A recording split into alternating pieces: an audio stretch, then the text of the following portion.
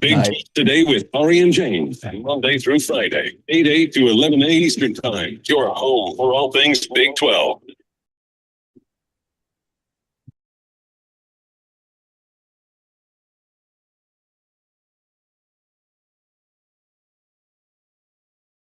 Temkin, a lot to get to today on this Tuesday. We had a great basketball game last night in the Big 12. If you turned it off with 3 minutes to go, or even with a minute to go, you missed a dynamite ending in a game in which Arizona was up 11 with like a minute and 2 seconds left and only ended up winning by 3 points. And at one point, BYU had the lead down to one. Crazy finish last night in Provo, James. How are you? Guess who turned it off at the very last media timeout?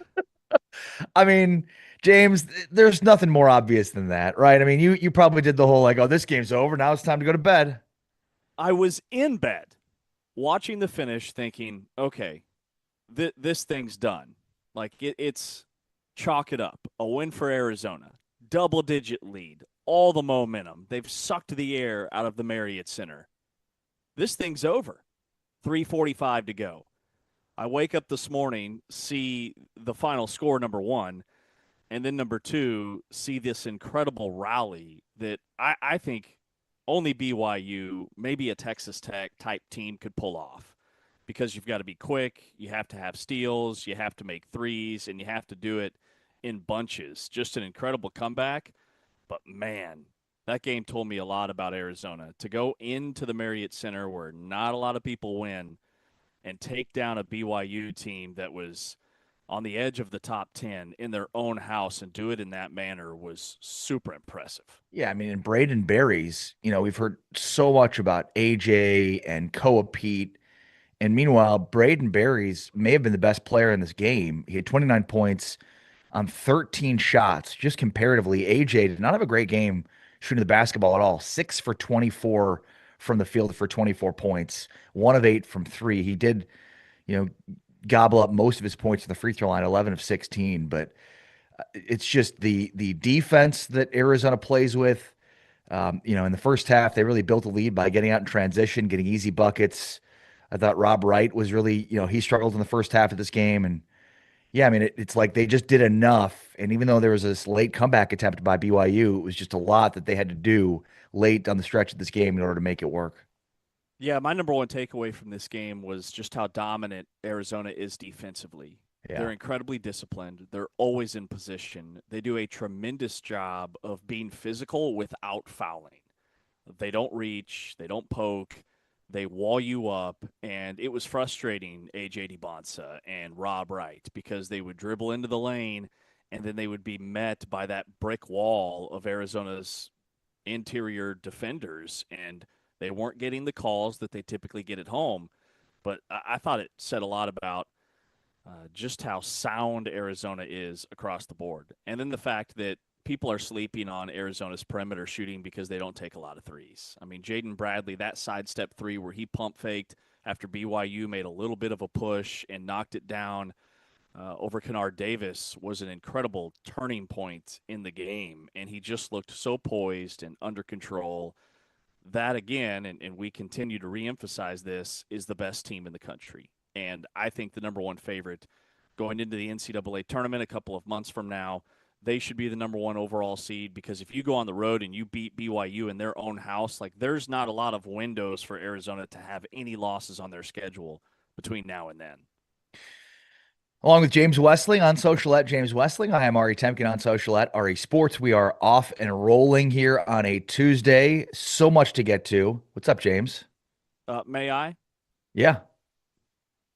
I had a very vivid nightmare last night that I'm trying to unpack with you this morning. Okay. Yeah, that's what we're here for, right? So we're remote again today for the second day in a row because of Winter Storm Fern. Well, I had this super vivid nightmare that my alarm went off and I was flooded with text messages from you guys of where are you? And both of you were in studio doing the show and I was at home not ready. You guys made it in. I didn't. And you guys just continued to shame me segment after segment. So I woke up and it's like my subconscious said, Ari's locked in. Ari's locked in for this show. And what if you're canceled? This could be career ending. You're not ready. So I'm trying to digest all that and Okay. kind of, Yeah. get to the root of the issue. What issue, James? Are you not prepared? Are you what's your dream trying to tell you? Also, that That's sounds it. like a pretty benign nightmare. Sometimes I've got nightmares where like there's somebody chasing me with like a gun or a knife, or this one seems kind of a little bit tame. Uh, all right. Well, maybe we need to unpack that as well. Yeah, I don't have those type of nightmares, and my That's wife has great. my wife has nightmares every night, and they're super vivid and they sound horrific. I Wow. don't have those. I used to as a kid, like where you're being chased in the streets, or you're falling off a cliff, or you're getting in a car accident, or whatever, like the worst case scenario, final destination type stuff. Now all my nightmares are just about my job. You've graduated for way more benign, more corporate nightmares that you have now. I wake up ready to apologize. It's interesting because I can't remember the last time I had a nightmare, but I guess I don't know that I would, if I had that dream, would think of it as a nightmare, but I guess I could see that it would be. So yeah, I mean, I think you always have to think about like the deep meanings of your dreams. So maybe like you're a little bit does this mean you're like just a little bit self-conscious maybe about stuff with the show? Is that what we think here? Maybe you're not as prepared for shows as you need to be. I'm Okay. not. That's not. I'm not saying you are. I'm just saying maybe that's what the dream's telling you. You know. Okay, I didn't ask what you thought, all right, how you actually feel. But as I try to unpack this dream, this nightmare, tell me how you really feel, Ari. Okay? Well, I Wow. mean, just trying to, you know me. I'm kind of a pocket psychologist, so just trying to read the tea leaves of your dreams. I've been known as a dream reader. They call me Joseph occasionally, so I know what's going on. Well, what I think actually happened, and you brought this up yesterday on the show, you mentioned that, we were literally trapped inside because your gate wouldn't open here in the Dallas area. And this was very foreign to me when I moved here. A lot of neighborhoods have alleys, and you park in the back of your house versus the front of your house. Like the front of your house doesn't have a driveway like Right. most homes do in across the country. So a lot of these back alleys have gates, and you gate your vehicle in. So yesterday afternoon, we decided it's time for a trip out. It's time for a trip to the grocery store. And come to find out, our gate wouldn't open. It was completely frozen shut. There was a mountain of ice and snow that it couldn't get through. And so I was out there with like a pickaxe, and like I'm trying to chip away at this thing, and we got it like a quarter of the way open before I got too tired and gave up. This is amazing. So you and I both spent a substantial portion of time yesterday trying to de-ice our gates. I, however, would love to inform you that I was successful. Wow. Yeah, we had a good system going. We had my son with the huge pot of hot water. He'd come run them out, and then I would be on the other side of the gate with a shovel, telling him exactly where I needed the ice to be melted, and he'd just chuck some water on there, and then I would try to dig it out. And it took some force. Like there's a lot of ice on that thing, and I wanted to make sure that the gate was going to open and not, come on unglued or something that would have made it way, way more expensive to fix. So looks like half of the show was successful in de-icing a gate yesterday. Dude, that's teamwork, and that is the ultimate flex. I would like to note that I was totally on my own. I had an audience, had some folks chiming in, telling me what I could be doing Oh, or should be doing. you didn't think like maybe But this would have been done easier with a two-man band here? You didn't think like maybe some boiling water or oh, anything? oh, I did. But no, I was a lone wolf in this project.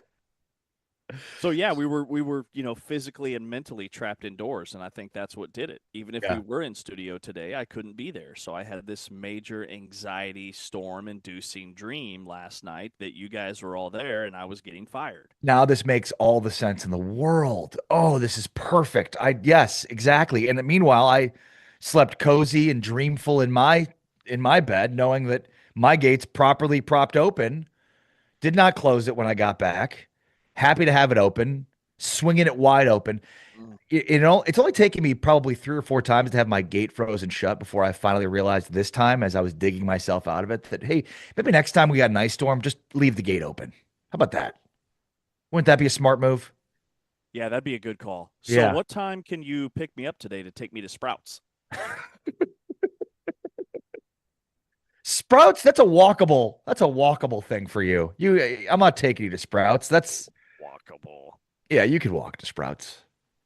I'll tell you what, I'll ask my wife, see if she needs to go to Sprouts, and if it's in the affirmative, then we'll all go. We'll just make We'll it a family sw- trip. there we go. We'll swing by. We'll pick you up so I can get my honey roasted peanuts. Yeah, that's exactly right. How have you been managing without working out? How has that been going? I mean, not good for my mental state. I must say, not good for my mental state. What about the Um, physical state, though? I You're mean, looking a little. physical state will be fine. Looking a little what? Would you like to finish that sentence, No, please? you're usually kind of a little puffed out, and today you're looking a little bit, on the puffed inside. I don't. Yeah, I'm just an observation I've made. I don't know what that means. I'm probably just a little bit dehydrated. All right, we got a lot to get to today here on this Tuesday. We're hoping to be thawed out today. This may sound ridiculous. I would imagine to a lot of people that are listening across Big 12 country, especially for those of you that are, in the Ames, Iowa area, maybe in the Manhattan, Lawrence, Kansas vicinity, maybe parts of West Virginia. This may sound a little crazy, but there is a sheet of ice across all of the streets of the DFW area. And basically, the way that this thing works during winter weather is the highways get the treatment. No other streets get any attention. Basically, the approach is we're going to wait for the sun to take care of it. No need for any plows or any sort of salt or anything to go around the residential streets. Absolutely not. We're just going to wait for that temperature to get above 32 for a sustained period of time to melt all this ice away. That's basically the main defense and approach for the city of Dallas and the surrounding area during these kinds of storms. I don't know what the cost would be for something a little bit more intensive, but that's where we're at. That's where we're at. And then people, of course, trying to make their way out in the roads. And I did drive yesterday and just watching some people, man, like you can't drive on a sheet of ice like you normally would be driving. Yeah. It Like, is very foreign to me, just the lack of resources to clear the roads and to get out of the house in the state of Kansas or Iowa or West Virginia. Like their kids aren't missing a beat. They're all in school, roads are clear, you put on your winter gear, you go out and you do oh, your this is a thing. normal winter day in the north. This is just a Very much. basic January day anywhere in the north. It's crazy. Yeah, it's weird. It's completely taken apart a city. I mean, And there, the sun's been out. Like I look outside yesterday, it's bright and sunny. The sun's reflecting off the snow. I need sunglasses. I'm like, what are we doing? Get yeah, me out of here. and it's crazy to read some stories about like just some really unfortunate incidences where you've got like there's different ponds in different neighborhoods, and you've got people walking on the ponds with their icy and not realizing that it's not as thick and falling through. I've seen multiple examples of that. I think there's even been a few people that have drowned doing that, and then there's also been the whole sledding on the back of a truck thing in Frisco. A 16-year-old girl passed away hitting a tree because she and another friend were sledding on the back of a truck. I mean, all things we learned from the North at a young age to be very conscientious of, I guess. Yeah, that story had me shook. And it sounds like her friend that was on the sled with her is also not going to make it. They were being Wow. pulled by a vehicle in a busy, icy neighborhood with a lot of trees, and they slammed right into a tree. And, we've got kids that are getting older and getting more independent and getting out there. And I'm sure their parents thought, yeah, they're going out with some friends. They're going to have some fun, take advantage of the snow that the Dallas area only gets like once a year. And it's incredibly tragic, incredibly tragic. It's just the little things that, like, you don't think you need to educate people or children or teenagers on that get lost. I mean, Yeah. Yeah. it's horrific. All right. Hopefully this weather melts and we'll be back in studio tomorrow, but no promises here. Of course, you can always catch us as a part of Big 12 Studios by searching big12studios.com or going to the Big 12 Conference YouTube channel where we stream the show live each and every day, including today. Of course, you can always get us the audio version of us on TuneIn. Just download the TuneIn app. Make sure to search Big 12 Radio. We've got our Big 12 Game of the Week last night. BYU in Arizona. Saturday, BYU in Kansas. We get AJ versus DP, DP versus AJ. Should be a lot of fun. We're going to be talking about the NBA draft and, where AJ DeBonsa and where Darren Peterson, maybe even Kingston Fleming and some of the other freshmen and studs across the Big 12 end up landing in some of these mock drafts.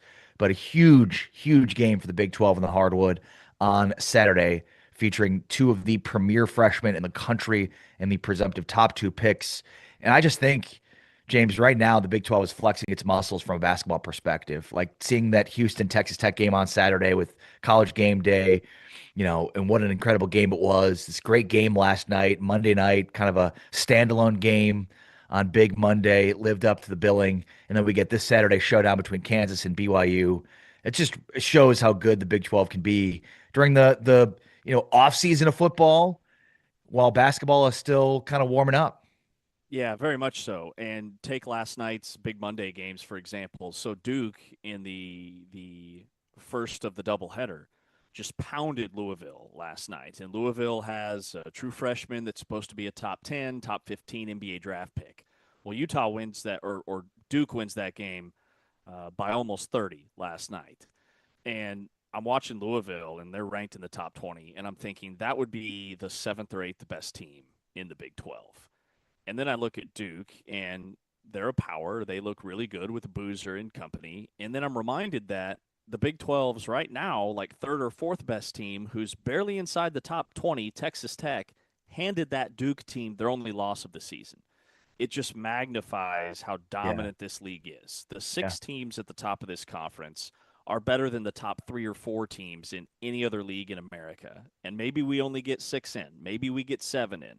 Maybe 8 or 9 at best. But the Big 12, there's no doubt in my mind that the teams in this league, the league has never been deeper at the top, if that makes sense, with how elite these teams are, like 1 through 6. Yeah, well said. All right. On the football side of things, this story came out yesterday. I'm curious for your thoughts on it, and that is that Deion Sanders is going to be fining players for misconduct in Colorado. A whole list of misconduct that he will be fining players for, including being late to practice is $500, no showing practice is $2,500, late to meeting or film is $400, late to conditioning is $1,000, no show, meeting, film session $2,000. What are your thoughts on this, James? I actually love it. I absolutely love it. He's a disciplinarian, and I don't think he's being too old school. I think he's being realistic with the fact that NIL shifted the leverage dramatically in favor of the players. And to me, this is a rare example of a coach who is reasserting himself with structure without fighting the system. Like he's not banning NIL. He's still paying players a high dollar amount. And for lack of a better term, he's taking back a little bit of power. He's still putting it in the hands of the players where you can earn, you can brand, but your actions still cost something. And I don't think it's too controlling. I think it's balance, and I think it's professional sports accountability. Players are already thinking like pros with agents and branding and negotiations and contracts and social media and all those things. And in the NFL, the pros get fined. The pros lose checks. They face consequences. And this is very much that model.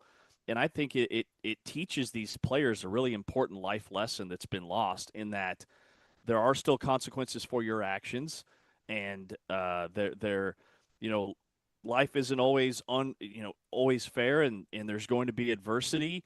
And if you don't like it, you can go somewhere else. And I thought it was an amazing thing from Deion. Big picture, I think it could be really good for the league and really good for college sports in general. Yeah, I mean, I think I get the sentiment. I also they're not employees. That's sort of where the rubber meets the road here. So you're technically not allowed to fine them as they are not employees. Now maybe these are stipulations, including in the NIL agreements, and maybe they'd have a case for that in the court of law. But if anybody, a player, challenges this in court, I can't imagine it holds up. I also like. I totally understand the sentiment. You're right. Like in many ways, these are pro athletes. You should start treating them like that. But I also now I'm looking at this thinking like, oh, is this an issue within your program? Isn't that kind of on you as the coach? I mean, does that have something to do with the transitive or transactional nature of this program that you're now, essentially having to fine players if they're no showing meetings or film sessions or they're no showing practice? I mean, why not just cut them? Right? I mean, there's a certain expectation you've got to have for your players.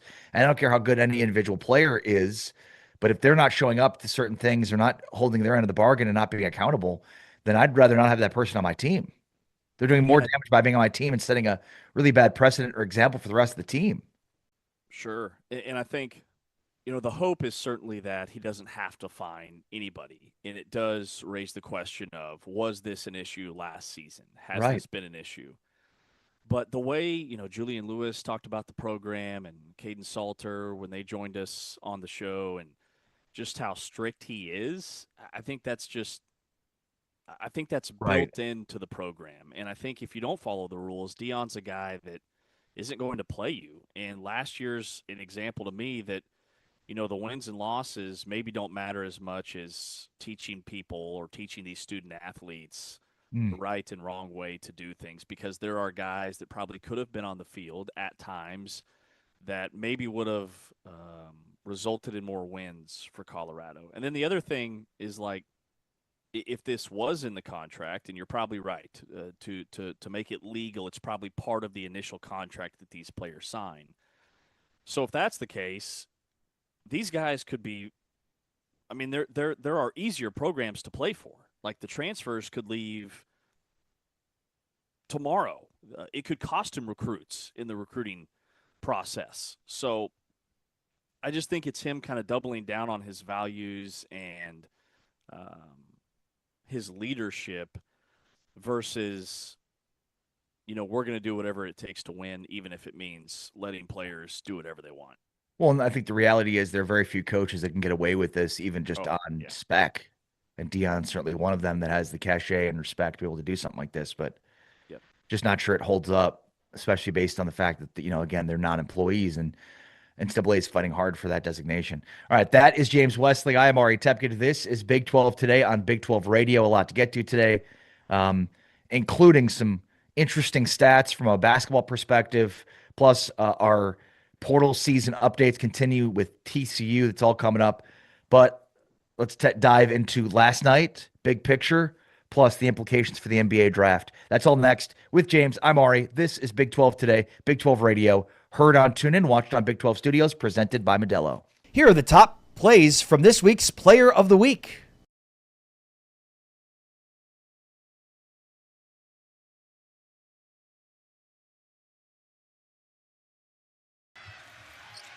Shoot, top and down low. Couple of thunderous dribbles. Contact, a whistle, +1. Less than 3 to play in this first half. Toppin against Carr, one-on-one. Turns him around and throws it in. 6 minutes into this second half. Toppin in the lane. That's money for JT Toppin when he gets in that deep. He's got 11 points in 15 minutes tonight. Toppin banging with Ratai with the left, in, and one. This is where you make your push. It's Toppin time underneath. That time he gets the roll. Jalen Petty, the freshman who moved into the starting lineup 8 games ago. He had 20 in the game against the Cougars.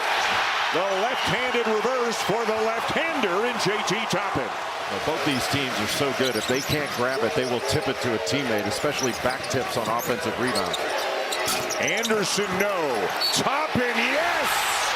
With the right hand, you talk about relentless. You look it up in the dictionary, and JT Toppin's picture will be Anderson, one of 3 Red Raiders who has not come off the floor yet in this game. Toppin another one, and he'll score with the right to extend the lead.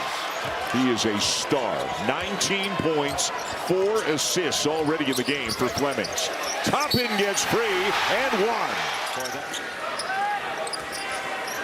Ball out on the perimeter for the entirety of this possession. Now Anderson gets into the paint. What a pass to Toppin. Anderson finds Toppin. Too strong. Got it back. Up again. Got it.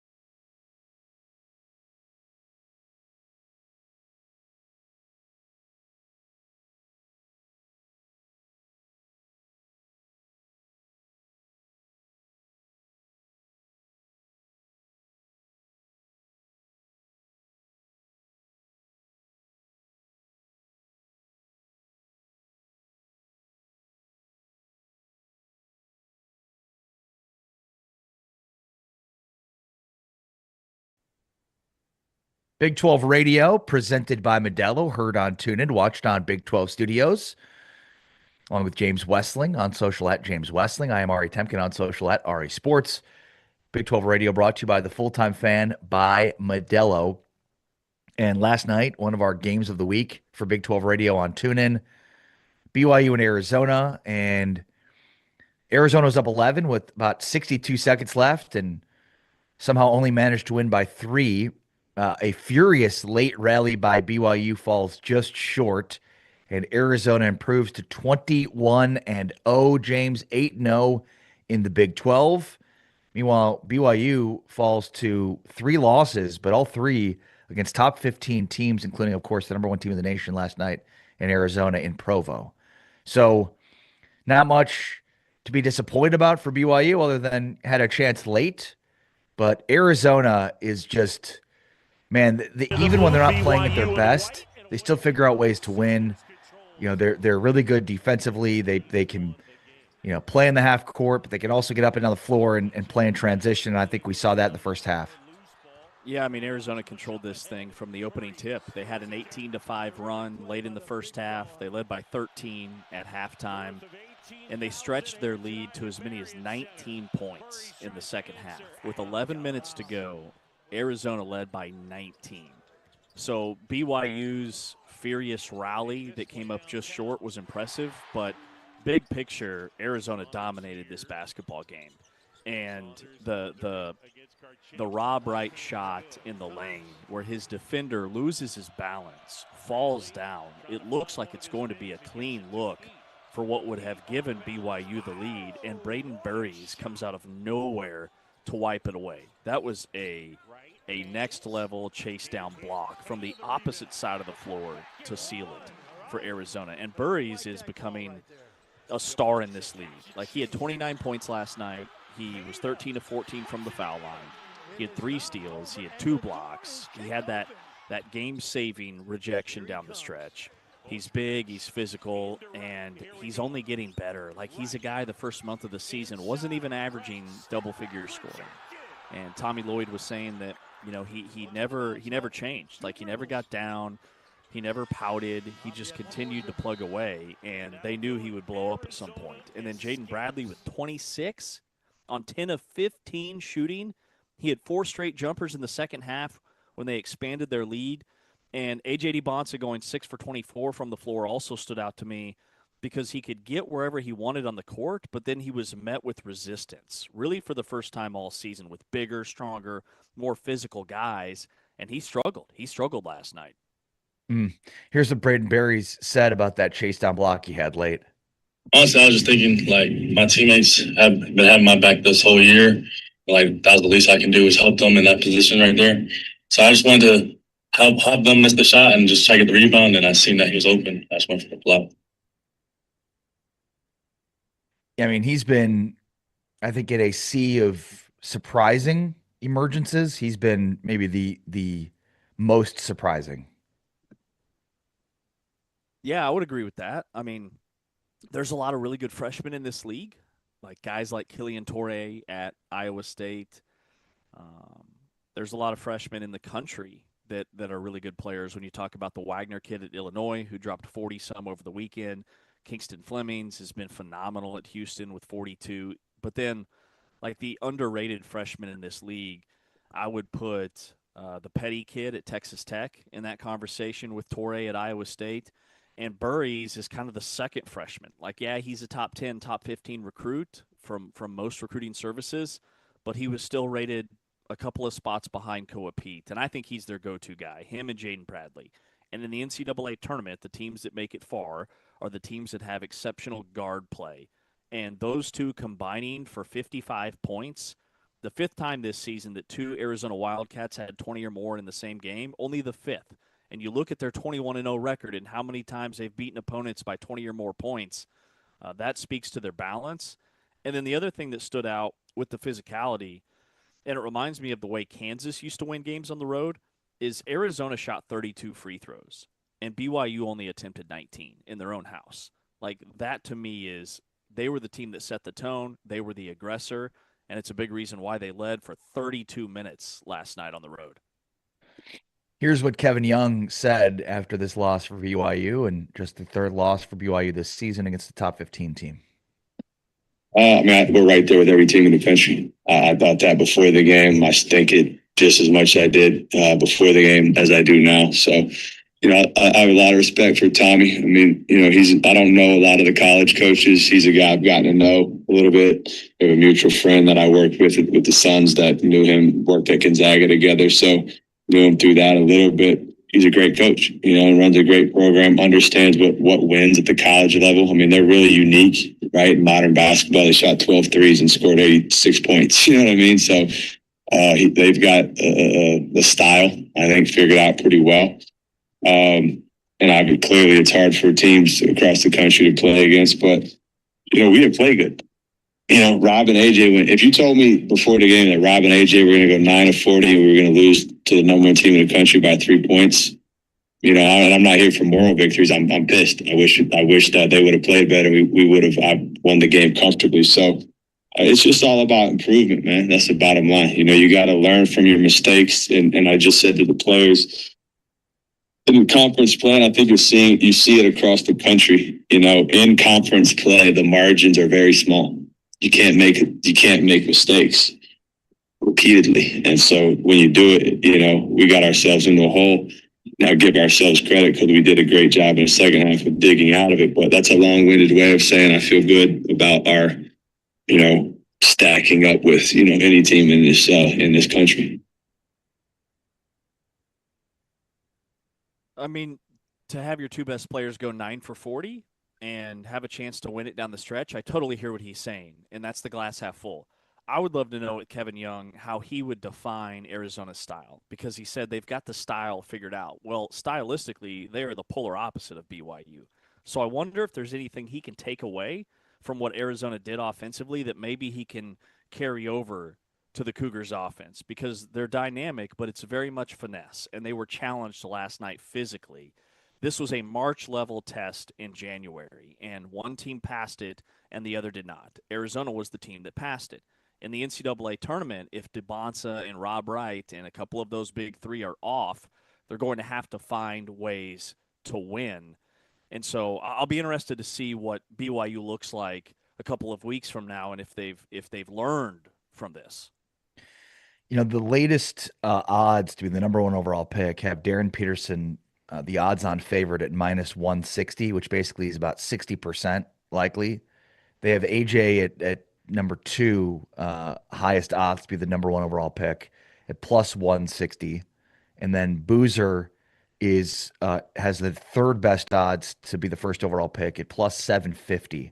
So at this point, it's pretty much a 2-horse race between AJ and Darren Peterson. And yeah, I'd imagine some of the rest of the season will be weighed.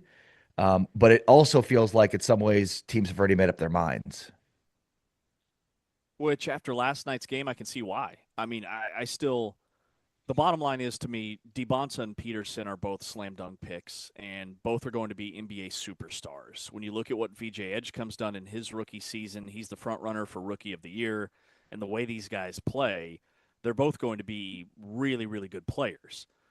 With that said, Darren Peterson is a walking bucket. And DeBonsa, I felt like last night, had to really work to get his. And he got most of it at the foul line. He went 6 for 24 from the floor, which tells me that's more than just an off night. That's not letting the game come to you when you're taking 24 shots. He went 1 for 8 from 3. I thought a couple of them were bad shots. They weren't within the BYU offense. And for the first time really all season, DeBonsa was visibly frustrated. Like he was working his way to that mid-range spot where he loves, where he was slicing to the goal, and then he was met with resistance. And he wasn't able to play through that.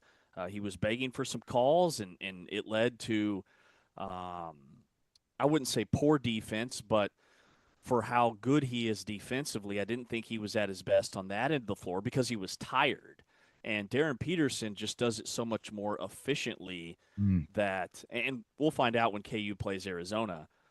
For me, I could see why Peterson's the front runner now. Yeah, and I think you said it there. Like, we're going to see DeBonsa and Peterson play and match up against each other this weekend, but the true test will be when Peterson and Kansas go up against an Arizona team that made DeBonsa look like that. That made Richie Saunders look like that. Totally. Exactly. And, DeBonsa and Peterson playing against each other, I don't think will be a great litmus test because both of those guys are finesse NBA-type players. I want to see how these guys respond against the Houstons and the Arizonas and these big physical teams that don't foul and they just punch you time and time again, play after play after play, because they'll have to fight through that in the NCAA tournament to make a deep run and to truly be stars. You look at all the teams that win national championships, like they have really talented but also really physical, mentally tough guards. And last year's national championship game between Florida and Houston was a prime example of that. That's James Westling. I'm Ari Temkin. This is Big 12 Today on Big 12 Radio. Cannot wait for Saturday's matchup between the presumptive top 2 picks in the upcoming NBA draft.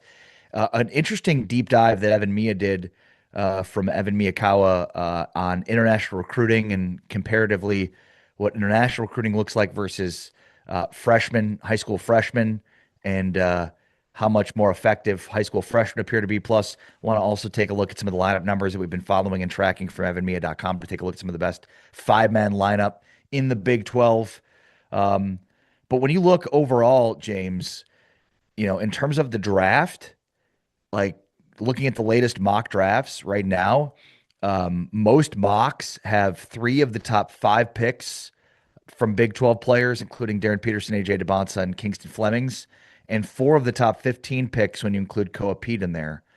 And I mean, Koa may end up ascending into the top 10, but every mock draft that I've seen includes some combination of those 4 plus Yesufu, Berries, Christian Anderson, Chris Sinak, and then some even include Cam Carr and Joshua Jefferson. So, I mean, you're thinking about 10 of the 30 picks could be Big 12 players.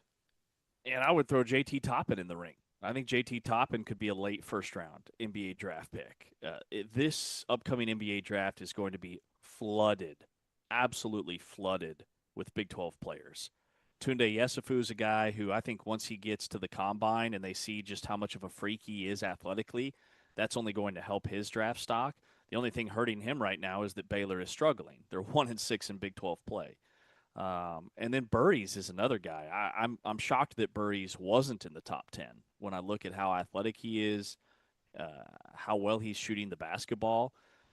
Maybe the only hesitation is his three-point percentage, but that's getting better on a weekly basis. So, man, the league's going to be so well represented in the NBA draft. Polar opposite from last year when the top pick was Yegor Demon, I believe, after Edgecombe, who went around number 11 and is having a really nice rookie season, by the way.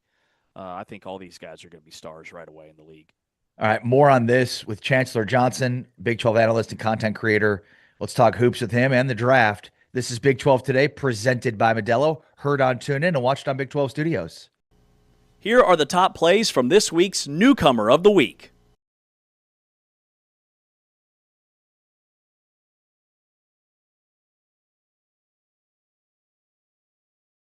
He knows his rivalry well as anybody. DeBonsa between the legs, a little spin cycle and pivot. Utes have missed their first 5 shots. Brown steps through and it's blocked by DeBonsa. The outlet. Davis with the kick out to right for 3. When he's involved offensively, you guys go from good to almost unbeatable. He agrees, and there are only 2 losses. Kaba has not been involved. DeBonsa steps through and finishes. Different Keanu Dawes early in this one. I think he had a nice pep talk from Alex Jensen. A lot of whistles, and this time it falls. To me, he's a step too far removed from the shooters. Now DeBonsa, it looked like pretty good defense from Okonkwo, but what he could do? They switch. DeBonsa shoves, no whistle, and a finger roll in, and he is fired up. Early moments of the second half. Short. DeBonsa, head of steam. DeBonsa, Euros his way. Count it.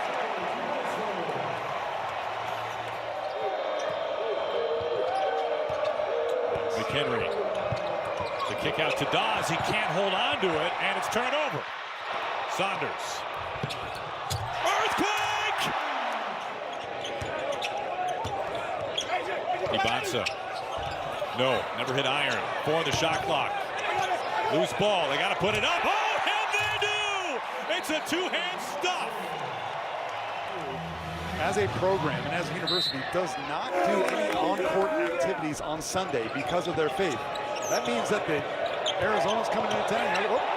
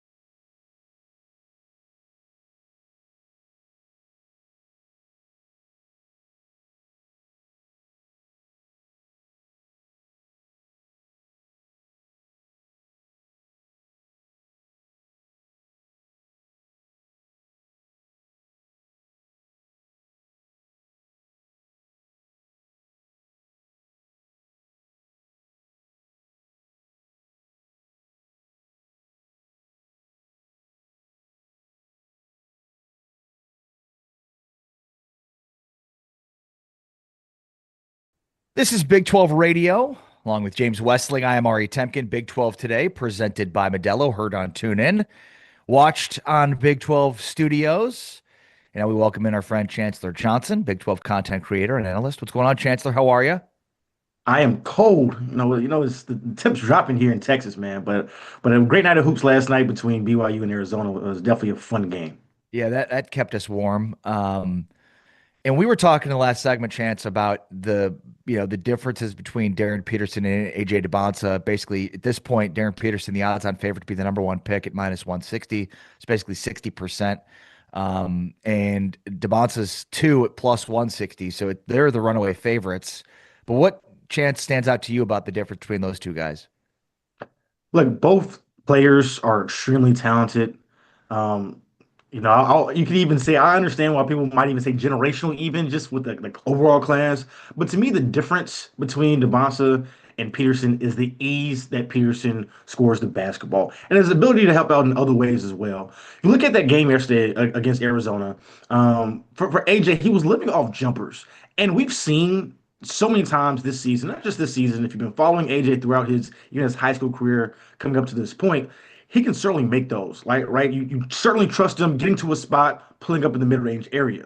However, when it doesn't go, what else do you have? And AJ has that, but with Darren Peterson, when you watch him, he's doing it in so many other different ways. He's doing it off catch and shoot, right? He's doing it off ball, cutting to the basket. He's driving to the lane, creating for others. And on a game like yesterday, when Arizona is one of the tougher competitions that AJ has seen this season. Obviously, they've seen UConn. They've seen some other good teams. But defensively, when they really keyed on him, and he's gotten that throughout this year, he just continued to have a shot diet of a bunch of jump shots, and that led to a lot of runouts, especially early on, that we saw Arizona was able to get into fast break points. And I think that really helped them get a lead early on that one. So the difference to me is just the ease that Darren Peterson gets it versus AJ DeBonsa. Obviously, a lot of season left, but to me, that's the key difference between the two players for me. Chancellor, you have a spot-on comp when it comes to Jaden Bradley, the Arizona point guard. In what ways does he remind you of former Houston point guard Jamal Shead? A lot.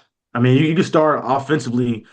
His ability to get to his spot and pull up in the mid-range, his floater, that was the one thing that when I was covering Jamal Shead here for his 3 years or 4 years that he was here at University of Houston, that his game really continued to develop, and he was able to gather a mid-range game, and his floater was great. Jaden Bradley has that. His leadership, just ability to lead the team overall and really control the game and play at his pace. There were a lot of times last night against BYU on the road where BYU might have been jogging in transition, and he is on their back pushing it, finding Braden Burris in transition, and then defensively as well. Obviously, if you go back to Jamal Shead, he ended up being a all defensive player, in the country. I don't know if Jaden Bradley will be that, but he's a really great defender. And once again, when you put all those together, like I kind of made a Spider-Man meme where he's fixing his glasses and he unblurs the scene, and it looks like Jamal Shead, and that's really what I see from him. And just such a great leader. I love both of their games, and he certainly reminds me of Jamal Shead. Yeah, that's a great comp. All right, so what else stands out to you about last night's game, BYU and Arizona? For me, Braden Burris, his calm demeanor from the jump, how he was able to get to his spot, get downhill, knock down jumpers. And to me, if you go back and look on that game, the game really flipped when it was Arizona was down by 2. Braden Burris came off a pick and roll. He made a floater, and then if you remember, Jaden Bradley had the Jose Alvarado type play where he snuck in for the layup, and then the game flipped. After that, Arizona went on it was like a 20-5 run, and they were able to really put BYU at a disadvantage. Another guy who stuck out to me from that game is Toby Awaka. The difference and the intensity changed when he got in the game, and that was right around when they had that flip, when Jaden Bradley had the layup and they went on that run there. His physicality really bothered the BYU bigs there, and their ability to swarm AJ DeBonsa. And if you look back on the stats, They shot, was it 6 for 40, or excuse me, it was between Rob Wright and AJ DeMonster. They shoot the ball well. I forgot what the exact numbers were. I think DeMonster shot 6 of 24, and it was 9 for 40 between the two players. And we play against a good team like that against Arizona. That's just not good enough to get it done, even at home. And once again, Arizona continues to prove why they're the best team in basketball, and we saw that on full display last night. So did that game tell you more about Arizona or more about BYU? I would say a little bit of both. Just kind of confirmed to me what we've seen pretty much all year for both teams. The fact that Arizona now has, you look at what they've been able to do all season long with their resume, starting off against Florida, being able to beat UCLA in LA, beating what was it, Alabama in Alabama, beating UConn on the road, and then now coming into the Marriott Center, one of the toughest places to play. And look, they coughed it up, towards the end of the game, and BYU was able to make it, a game late in that one. But for the most part, they were up by double digits for a majority of the second half. And that's such a tough thing to do, especially in a place like that. Meanwhile, you look at BYU, their reliance on their top three players, and they were able to get some help. They were able to get some help a little bit from some of the outside shooting. But when AJ DeMonster didn't have it going, things really slowed down. And as you mentioned earlier, James, he was looking for some foul calls. While he's asking for a foul call, Braden Burries and Jaden Bradley are pushing it down their throats. I think they were able to have 15 fast break points in that one. So to me, I think it was a confirmation of both things for me. Talk with Chancellor Johnson here, Big 12 analyst and content creator. What'd you make of Texas Tech's win over Houston? One, JT Toppin, as I kind of joked online, he looked like Zach Randolph. The bullies get bullied. Where I've watched Houston, as I mentioned, for years now, it's been very rare where they get beat on the boards like that. And they just got back into Houston. They got back to Houston on Sunday because of the snowstorms, or excuse me, or the cold front there. And Kelvin Sampson joked. He said, "I felt like a prisoner of war. I got my butt kicked, and then I was held hostage because he couldn't leave Lubbock, right?" And so I know yesterday when they got back to Houston, it was a long film session of Kelvin felt like his team got out toughed. And that's something that you really don't see too much for the Houston Cougars. And, on a day where Christian Anderson, once again, playing Houston, didn't really fill it up, box score, they still were able to find other ways to win. And this was the second game where Jalen Petty, another freshman, a guy who we don't really talk about as much as some of the other freshmen in the country, went off and had a really great game. But JT Toppin is a low. To me, he's the front runner to be the Big 12 Player of the Year for a second straight season. Chancellor, I've got to ask you to elaborate on another phenomenal comp of JT Toppin and Zach Randolph. And you've got a great piece here on social media about that breakdown. So what do you see in JT's game that is like that? Now, James, are you telling me that I'm 2 for 2 on comps? First, it was Jaden Bradley and Jamal Shedd. Now you're saying JT Toppin. Okay, I like it. I'll take it. Big comp guy here. Big comp guy. We can comp all day. Absolutely. It's funny. Like originally, the point was more so when he was standing at the free throw line, and it was the old meme that went viral where he's talking to DeMarcus Cousins. Right, DeMarcus Cousins used to bully everybody, and he goes, "Where I'm from, the bullies get bullied," and that's, like I said, that's what we saw when he took on Houston, where he had 12 rebounds on the day. 6 of those were offensive rebounds. But then you look at the actual skill set. And obviously, you have they're both left-handed, but really the back to the basket, soft touch. Competes on the defensive end as well. I think JT Toppin is a good defender, and we know what Zach Randolph brought to that grit and that toughness he brought to the Grizzlies team as well. I do see some similarities, but for me, the main point overall was just about how he was able to bully the Houston Cougars, and that's just something we don't typically see whenever you see a UH team like that. So it looks like there's, I think, 10 potential first-round picks out of the Big 12. Do you count that too? Do you think there could be more? That doesn't even include Toppin, by the way. The list I've seen from basically some of the mock drafts includes, the 4 at the top with Peterson, DeBonsa, Flemings, and Koa Pete, and then also, Yesufu and Cam Carr and Chris Sinak and Christian Anderson, just to name a few. Yeah, I mean, man, the list. Berries. Yeah, I mean, especially with the way Burrs is playing right now, and I think he's been able to benefit the most in his draft stock over the past few weeks. In 3 of his last 4 games, Braden Burries, he scored at least 18. And you look at what he was able to do once again on a roll in a hostile environment, and he didn't wait around. He got to it. And I really like his game. His shooting has come along. So I like Braden Burries, as you mentioned, obviously the top three when you go Devonta, um, Kingston Flemings, and of course in Kansas with Darren Peterson, Cameron Carr, Tunde Yesufu, who's put together some nice games. Man, it's just so much talent.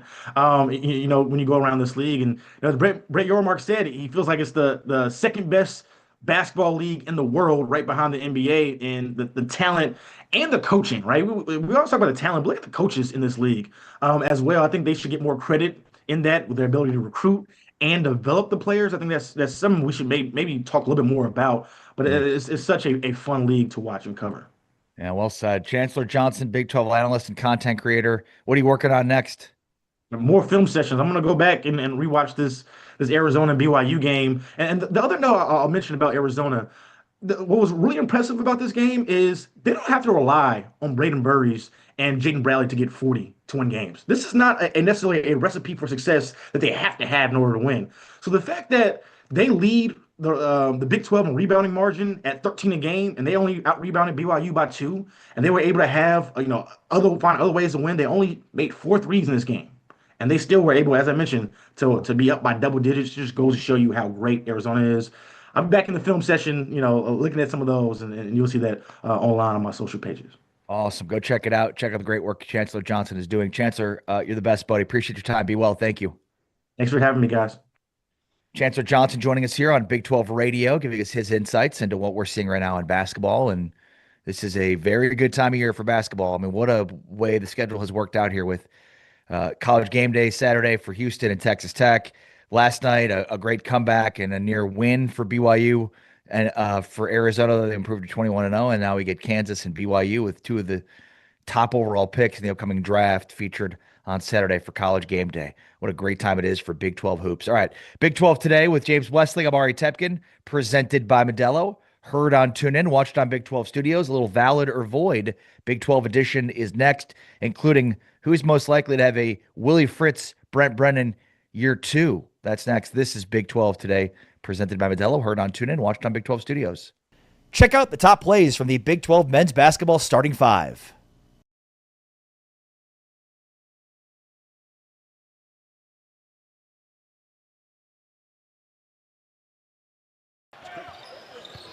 He backs it down on Fowler.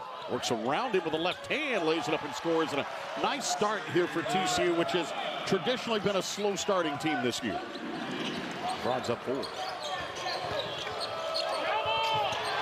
Push here for Curry. It's out of bounds. Off of Oklahoma State. Another Harding. Edmonds again. Works on Vukovic. Edmonds was not going to be denied there. 3-point game now. Williams is actually shooting a 3, but when he does, he's extremely efficient. He's got 8 points, offensive rebound, and a hoop and harm for Edmonds.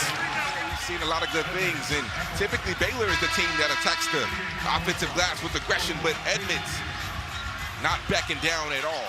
Edwards' first block of the game for him. Harding, 15-footer. Offensive board. And the X-Man, Xavier Edmonds, cleans the glass and puts back 2. Is that now? I don't think they called this on. No, they called it on Isaac Williams. The way TCU is playing, so headstrong, so tough, so smart.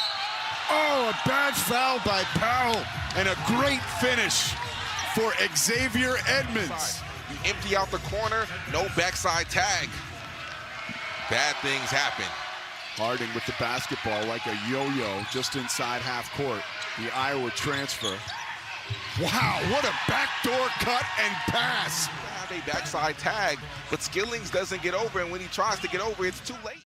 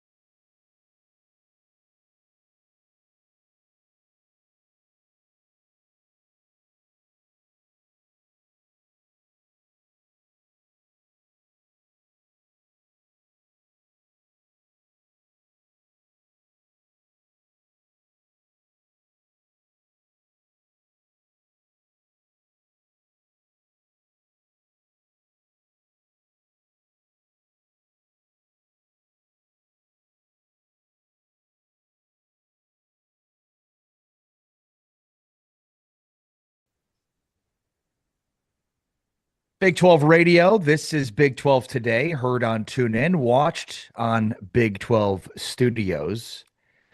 Brett Yormark has been talking about how the Big 12 is the second best basketball league in America behind the NBA.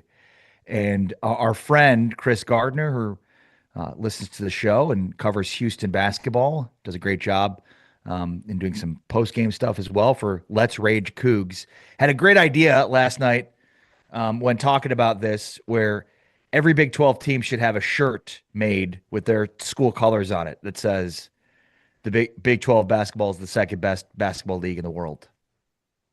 Hey, this is the Big 12 Conference. This is a different league. There you go. It's different because we've got so many pros in this league. And coming into the season, we were looking at all the recruiting rankings for basketball, and we knew it was going to be a historic year for this conference.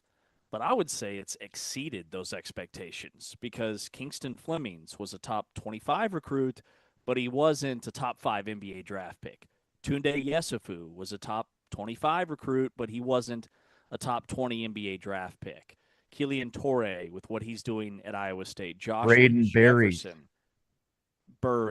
Jefferson's stock is soaring with what he's doing, a couple of triple-doubles this year. So I would say that the league in terms of pros in this conference has exploded beyond what I could have ever possibly imagined for this year. Yeah, well said. All right, this is time now for a little valid or void Big 12 edition. This is where our producer T-Chains throws out a topic, and we get to decide if it's valid or void. Taman? All right, guys. Well, let's start off first. Grading the first-year Power 4 conference coaches, there were 2 coaches, Scott Frost and Rich Rodriguez, and we got grades for them. So, valid or void? Scott Frost gets a C+, and Rich Rodriguez gets a C-. Valid or void?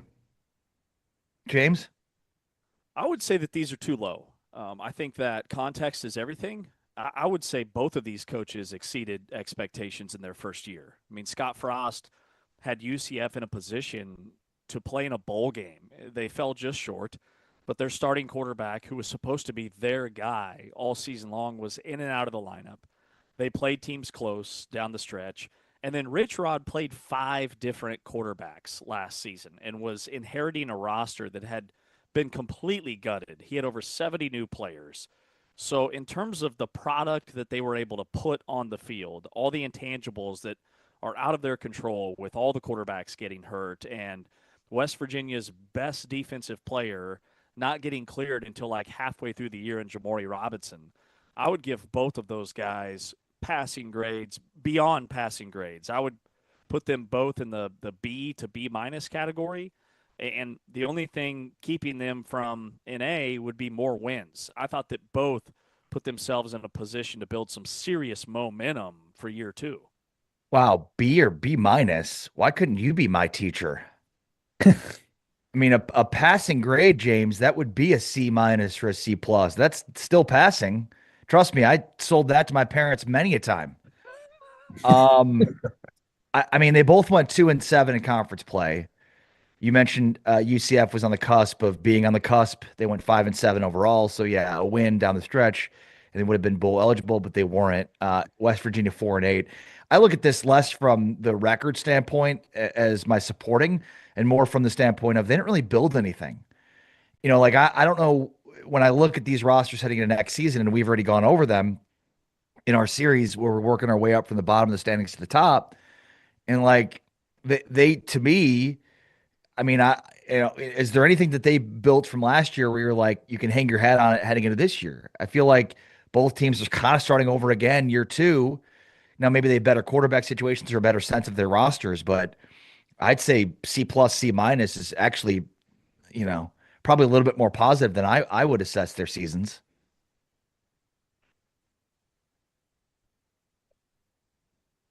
No rebuttal from James. All right. Yeah, that was silent right there. B- for a 4-8 year. How about that? Hey, glass half full, guys. Yeah. Glass half full. Okay. Captain Positivity. Listen, Willie Fritz and Brent Brennan both won 4 games in their first seasons. And one of them was on the hot seat going into year 2. Would you give him a B- after a 4-8 season, James? I see the growth. I see the progress. It's all about effort in my class, Yeah, okay? that's right. You're right. I appreciate that. I I, wish I had I more just got teachers like you, but I guess not. You I show just got up, to say you my do the work, you put your I, heart and soul into it, you're getting an A. I just got to say my last thing on this. I agree with Ari. I would love James as my teacher. All right, next topic, guys. So the AP had came out with their top 25 yesterday, and they ranked Texas Tech number 11. So valid or void, the AP is correct in having Texas Tech at number 11 in men's basketball. Yeah, I'd say this is void. This is a joke, and I mean, just without even having to look at the rest of the teams that make up the top 10, I can tell you that it's a joke because Texas Tech has two of the most impressive wins in the college basketball season, including wins over Duke and Houston. So I think that and that alone. I mean, how many losses do they have?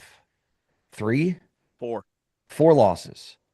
Yeah, I mean, I think those two wins far exceed any of the four losses. So I just think from a resume standpoint, from how they look, from an eye test standpoint, they check a lot of boxes. I think this is a joke. They're not in the top 10.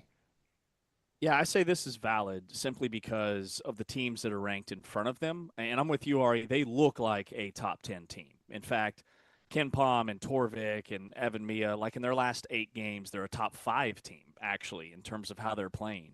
And they've got a marquee win over Duke. They have a marquee win over Houston.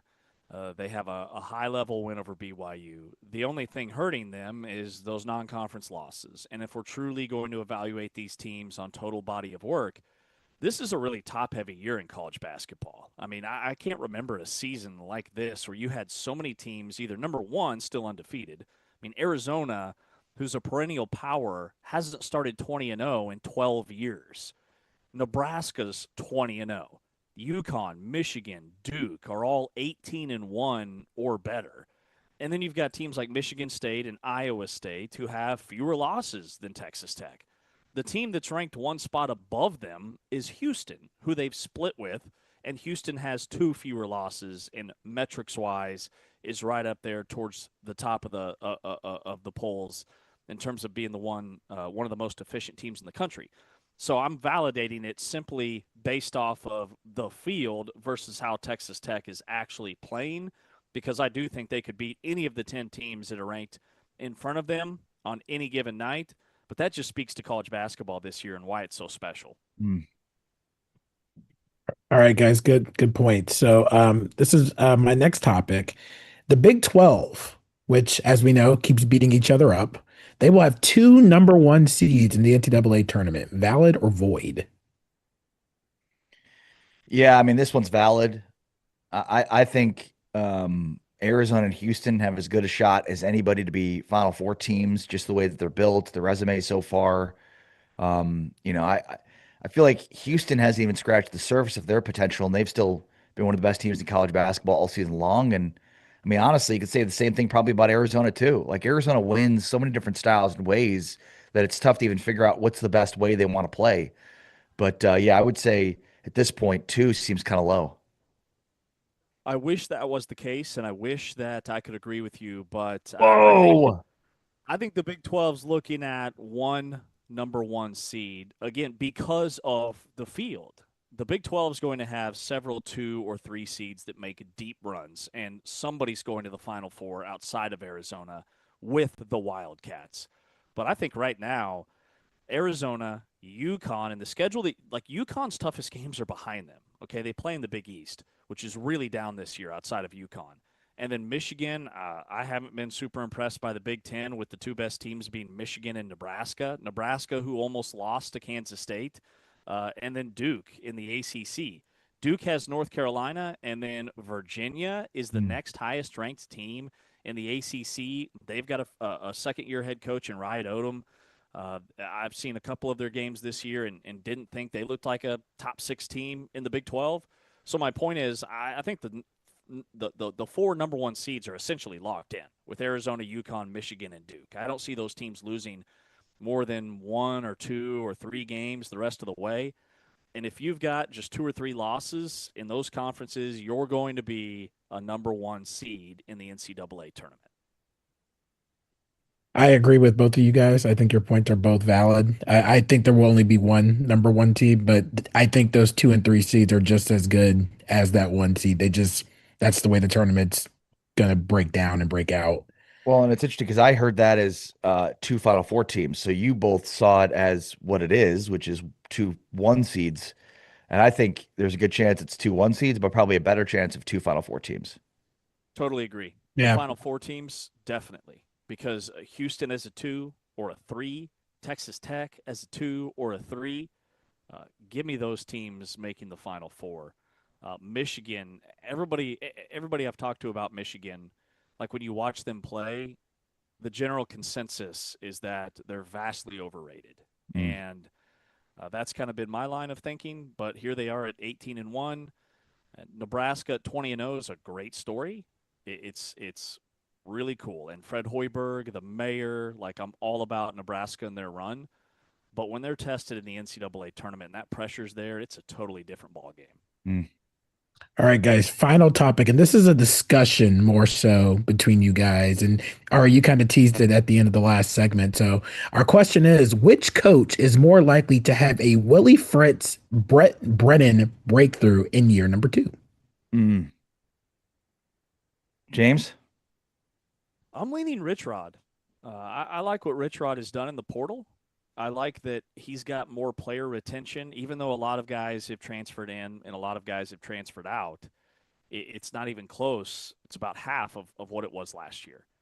I like what they've done at the quarterback position, bringing in Michael Hawkins, who was really good at Oklahoma last season when he did get on the field, much better than he was 2 years ago. So we've seen growth from him, highly touted kid out of high school here in the Dallas area, and then Scotty Fox coming back. Even if Scotty Fox is the guy, I feel way more comfortable at that position. They've beefed up their offensive line, and remember, they had a non-conference win over Pitt. They had Arizona State on the ropes late in the game. Like, they were closer to me than anybody else in the league for first-year head coaches of turning the corner last year. So I'm excited, way more excited about West Virginia this offseason than I was last offseason. The 2 coaches were were there only 2 new coaches in the Big 12 last year? Yeah, Scott Frost and Rich Rod. That's it? We had year 2 of Brennan. We had year 2 of Fritz. I mean, I think the answer here is Scott Frost, and not even for the sake of disagreeing for you, but just because I genuinely disagree with you. When we went through these teams in our post-portal tracker for the portal season, for me, it felt like UCF just took the better swings in the portal and went after some of the smaller school guys with a lot more production, whereas West Virginia went for some of the big name, big program players that didn't see a lot of snaps. And, following the Indiana model, it feels like UCF has taken the right approach in that regard. I'm also pretty excited to see the UCF new quarterback from James Madison. I think there's a ton of potential there. So, I feel like I went into this thing wanting the answer to be Rich Rod, but just looking at it and what I believe is the best approach in building a roster today and finding guys that have produced, albeit at a lesser level, but still produced, that's my feeling is UCF.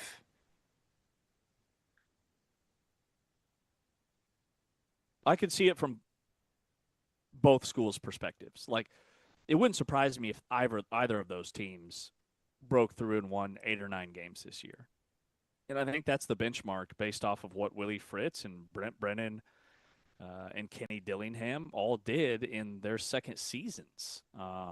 You look at, usually the jump from year 1 to year 2 is the biggest if you're going to have sustained success moving forward. It's like the week 1 to week 2 jump that teams make in season. So this is it for both programs, and I could see both programs playing in a bowl game and making that leap. All right, that's a little valid or void. Let me just quickly throw one out to you that we got on YouTube. This via C Anthony 37. In the next 10 years, the Big 12 will win the national championship in football. Valid or void? In the next decade, valid. Texas Tech is not that far off. If Indiana can win it, absolutely a Big 12 school can win it. And Bear Bachmeier has 3 more years of college football at BYU. he's going to end up being one of the all-time greats at BYU. And with L.J. Martin coming back next year, I could see both of those teams making runs in the postseason. Yeah, no, in the next decade, I would 100% bet on the Big 12 to win a national championship. I mean, you just mentioned Texas. I mean, BYU has lost how many football games last 2 years? 3.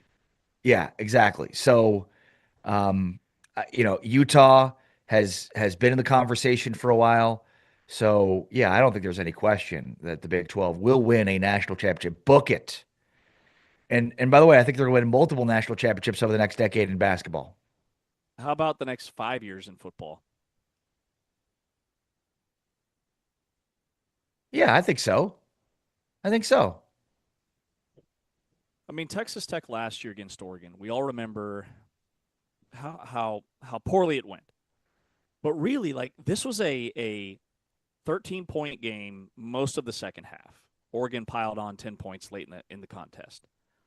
I think Texas Tech looks at that game and says, if we had a game-changing quarterback, right, a la Brendan Sorsby, that's a totally different outcome. Because in terms of at the line of scrimmage, in the trenches, that game was even.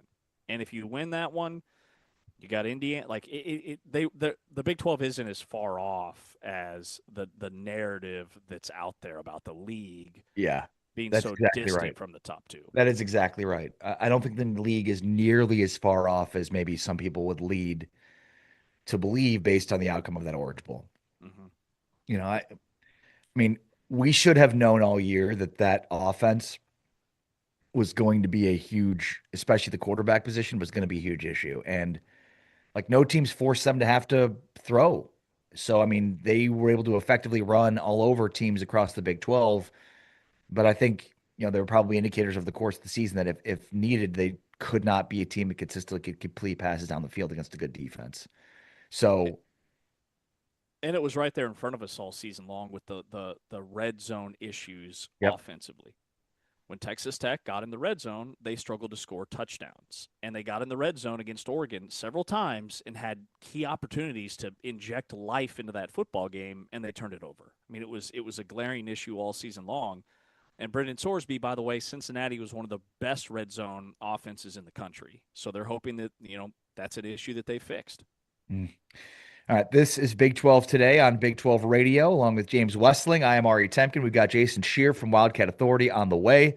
Coming up next, though, let's take a deep dive into how international prospects are faring versus high school prospects. And is 8 the target number right now for the Big 12? That's next. This is Big 12 Today, Big 12 Radio, presented by Modelo, heard on TuneIn, watched on Big 12 Studios. Check out the top plays from Big 12 men's basketball starting 5.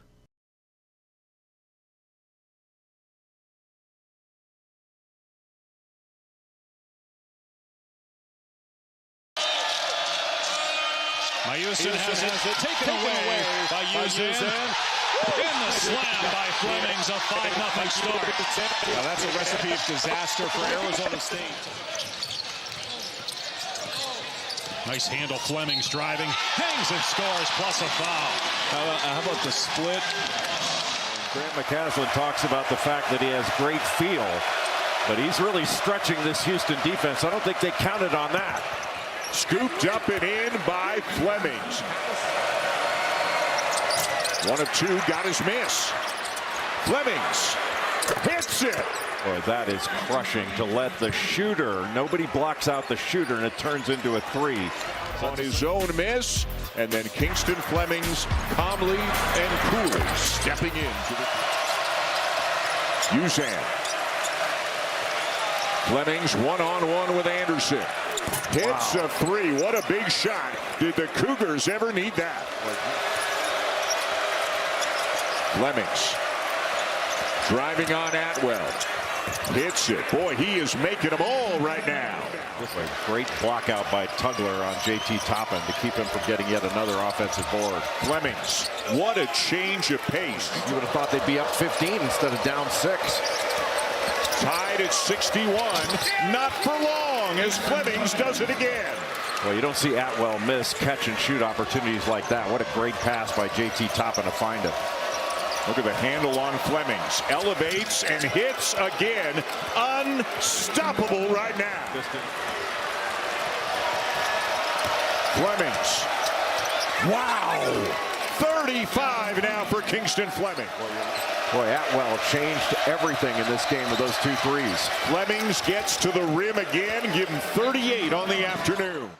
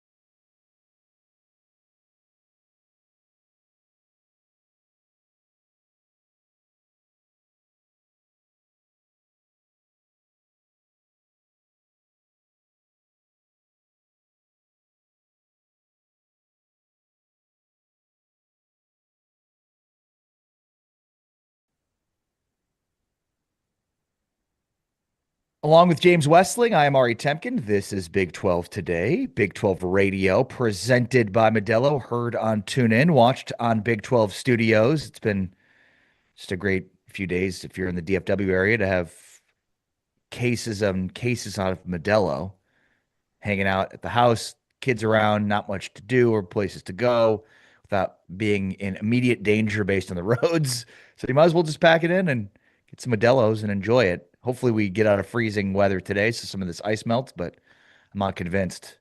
We shall see. James Westling, Ari Temkin, Big 12 Radio. All right. Now that we're at the end of January, close to February, I think it's important for us to evaluate and reevaluate where the Big 12 is from a NCAA tournament bid standpoint, James. So ESPN's Joe Lunardi has the Big 12 at this point projected to have 7 teams, 6 of them, though, with top 4 seeds. So it speaks to the strength of the top of this league. Lunardi currently has Arizona as the number 1 overall seed. No surprises there. Iowa State as a 2 seed. Houston and Texas Tech as 3 seeds. BYU and Kansas as 4 seeds. And UCF as the 7th team out of the Big 12 to get a bid as an 8 seed. James, what do you think? Over under 7 for Big 12 bids? Yeah, right now I would say a push. And this is the time of year where the bubble reality starts to ramp up. Right. And everybody wants to argue how many Big 12 teams or Big 10 or SEC teams get in the field, but I think we're asking the wrong question. And for the Big 12 to get half the conference, 8 bids in the field, 2 of those 4 teams, UCF, TCU, Baylor, or West Virginia, would have to get in. And to me, if the league only gets 6 or 7 teams, that's okay, because people don't remember how many teams got in. People remember the teams that cut down the nets, and the Big 12 is so top heavy and so, and I don't even like the word top heavy or that phrase. The league is just loaded. The league is loaded. That's the bottom line. That the Big 12 is going to be in a really strong position to have multiple teams in the Final Four, or a team cutting down the nets in March as the national champion. And let me ask you a question. How many, let's take a conference. We'll use the Big Ten. How many Big Ten teams got in the field in 2021? 2021, that would be the year that Baylor won the national championship. And my follow-up was going to be, which team won the national championship? Baylor. We remember the teams that win the Natty. We don't remember how many teams from each conference got in the field. Right. So I'm rooting for a West Virginia or a TCU to get in for them. For UCF, that would be an incredible benchmark for Johnny Dawkins after losing Keyshawn Hall in the portal. For TCU, losing their opener against New Orleans and then bouncing back with some really high-profile non-conference wins, including a win over Florida. For them to get in would be really good for the league and for that program.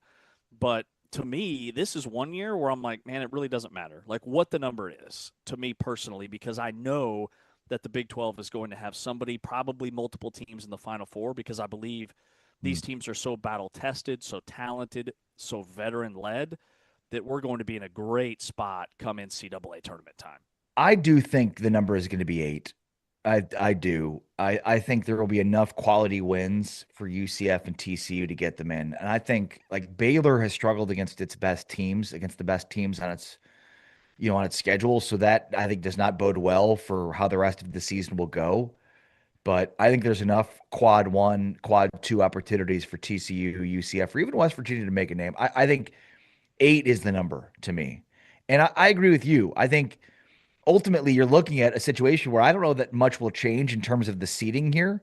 I think you're going to see a lot of Big 12 teams in the top 4 seeds, and then any others will be kind of 8 and below.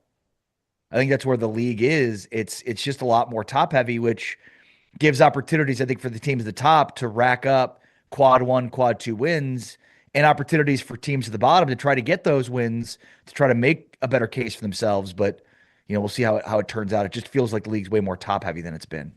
Yeah, UCF is 2-4 in quad 1. They're 39th today in the net. They would be on that probably 8-9 seed line come NCAA tournament. TCU is one of the first 4 teams out collectively across all these way too early bracketologies, but they're 3-4 in quad 1. They have more high quality wins than anybody else in the middle of the pack in the Big 12. And then West Virginia's 1-5, and Baylor's 2-6, and Oklahoma State's 0-4. So to me, the thing to keep an eye on is, can one of these middle of the pack teams steal a win, even if it's at home against one of the top 6 in the conference? Like UCF's win over Kansas is what's carrying them right now as being a team in the field. TCU, the next step for them is to get one of these high-profile wins against a Texas Tech or a BYU, or taking down a Houston. They have a tremendous opportunity in Fort Worth tomorrow night in the Big 12 to get another quad 1 win. They're like, these teams are 1 win away from very much being in the field. Big 12 radio, Big 12 Today, heard on TuneIn, watched on Big 12 Studios. Our friend Evan Mia has a really interesting article, Is International Recruiting Working? Analyzing the wave of new international first years with pro basketball experience. So basically what he did was a deep dive into, freshman international prospects that have played professional ball internationally versus high school freshmen or, college freshmen from high school. And what Evan Mia used to define these was he describes as a college version of box plus minus that looks at your individual box score statistics and quantifies how valuable a player you are based on your stats alone. And basically what he found is ranking the top 30 first-year players in college basketball, according to that box BPR, the 10 most productive first years are all traditional freshmen, but 7 of them were international recruits this offseason. But most of the standout international guys on this list are like at the top end are up on the same level as some of those true freshmen. But for the most part, if you take the top 50 most productive freshmen this year, the majority of those freshmen are American high school recruits, as opposed to, basically the top 50 of high school players in America versus the top 50 of international.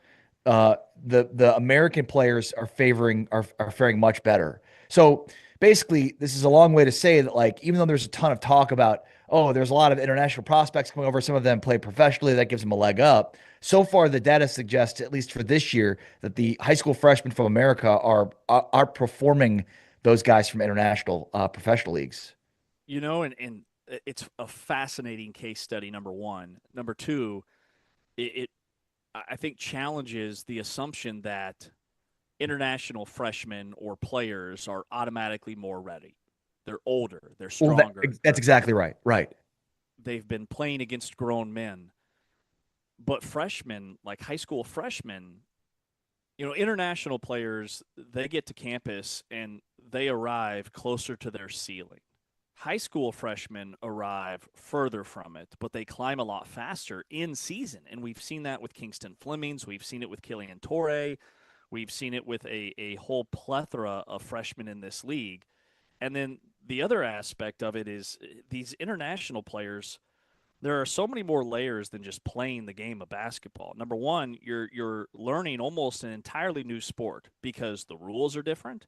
The game is called very different over here at the collegiate level than it is internationally. International professional basketball more mirrors the NBA style of play versus college.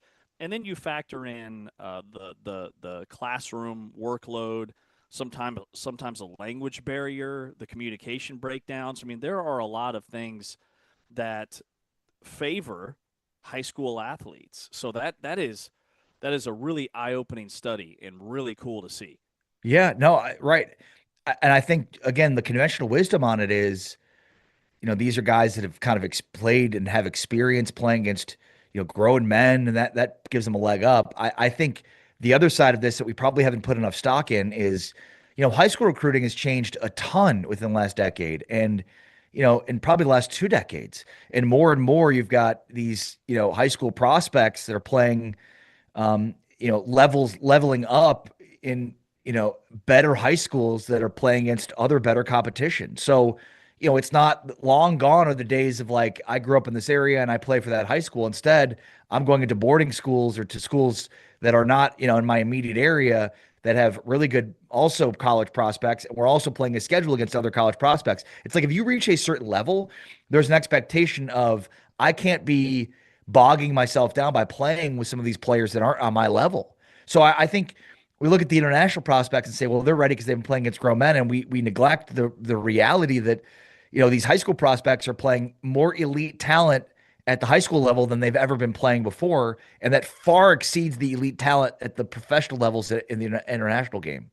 Very well said. And I mean, high school freshmen that get to this time of year, late January, are battle tested, battle hardened from the high school circuit, from Big 12 play, being 7 or 8 games in, and the learning curve already starts to pay off this time of year. Whereas with some of these international prospects, like you just typically don't see an international player at the collegiate level blowing up like you do high school freshmen. And the data over the last 2 or 3 years would support that. When you think about guys in this conference that have just absolutely exploded, and then the year-over-year growth, like Christian Anderson from last year to this year. And sure, the international guys can help you. Kurchenkov at Arizona is a major glue guy that definitely helps their team, but he's not Koa Pete or Braden Burries. Those are the game changers in the Big 12. Well, and it's important to note, too, that this is just comparing apples to apples. This is comparing first-year international prospects with first-year players. So, like, Karachenkov is a guy that has been around a little bit more so has that experience the college game. This is trying to again create that comparison between have not seen the college game yet. How do they acclimate? And again, I think the conventional wisdom says, well, they'll acclimate this one way because they're used to playing it. And I think it disregards or downplays just how good the competition is at the high school level. It's reminiscent of in football, the 7-on-7 stuff that allows for quarterbacks to be better positioned to play right away at the college game.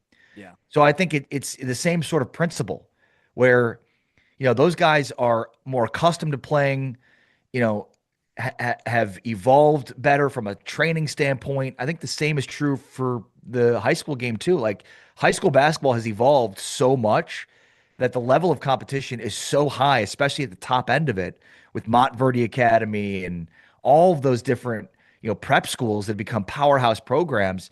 There's so many of them and they all play each other and they're all like NBA type rosters. I mean, it just shows, some of these guys come in and they're so ready to play. And the physicality. The physicality Right. is another thing. Like, great point. Kids are just built different. You used to be able to watch a college basketball game and you could highlight who the freshmen were based off of their build. Now you watch a college basketball game and you wouldn't know if a kid is 18 or 22 with the way these kids develop their bodies. And the international players, it takes them a while to adjust to the physicality, the whistle differences in the way games are called, and the pace of play and the spacing and all of those things that there's not that much of a transitional period for high school kids. So it totally makes sense. It was surprising when you brought this up off the top, but the more I think about it, the more it makes sense. And maybe we'll see that's the way more teams lean for next year. That's James Westling. I'm Ari Temkin. This is Big 12 Today, Big 12 Radio. We are presented by Modelo. Our friend Jason Shear from Wildcat Authority joins us next as he breaks down the 21-0 Arizona Wildcats. This is Big 12 Today, Big 12 Radio, heard on TuneIn, watched on Big 12 Studios.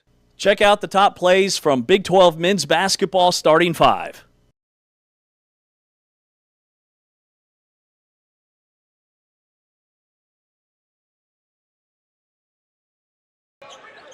UCF hung tough with Arizona on Saturday. As here's Momcilovic's first three, and it's good. This guy,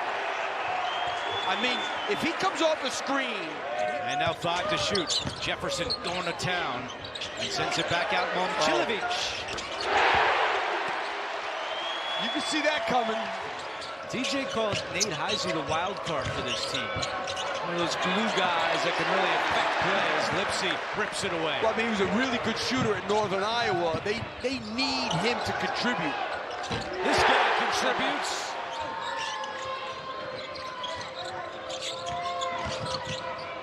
Jefferson got a hand on that one and takes it away. Running the floor with Lipsy joining him. Momcilovic, the trailer. Yes! Crawford, Justin Shamian, Kelly Pfeiffer, our crew. Lipsy's been quiet thus far. Jefferson has been loud. Joshua Jefferson has ached off. Torrey beyond his years.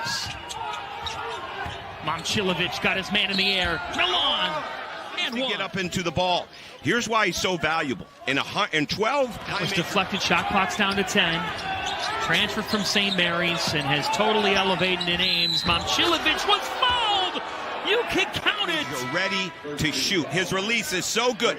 Look at it's up. It's quick. All right, there is the make clips of Lipsy. He's always got his eyes up. His hands are ready. They're just so aggressive. It's like we say at NBC Sports, repeat your best.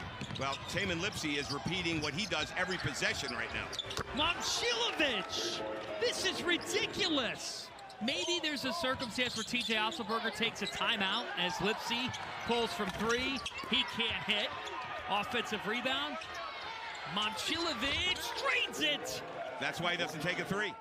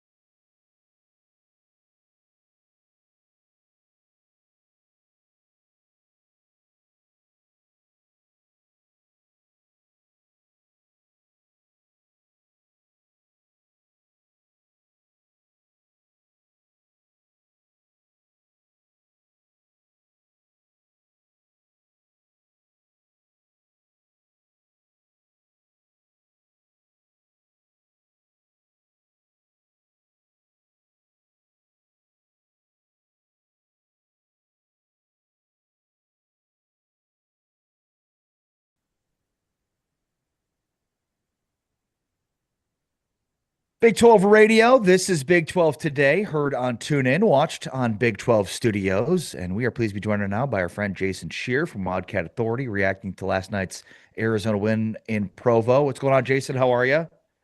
Doing well. How about you? Doing very well. A game Arizona dominated, except for basically the final minute. What happened?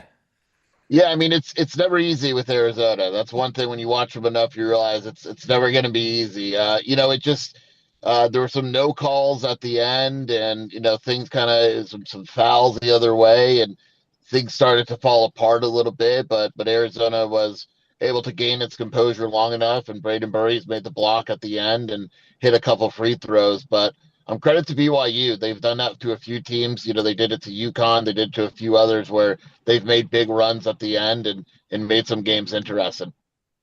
Jason, who was the best player on the floor last night for Arizona? It's tough. That's a really good question. I think last night to me was Braden Burries. His composure for a freshman, going to the line 14 times, made 13 of them. The defensive play at the end.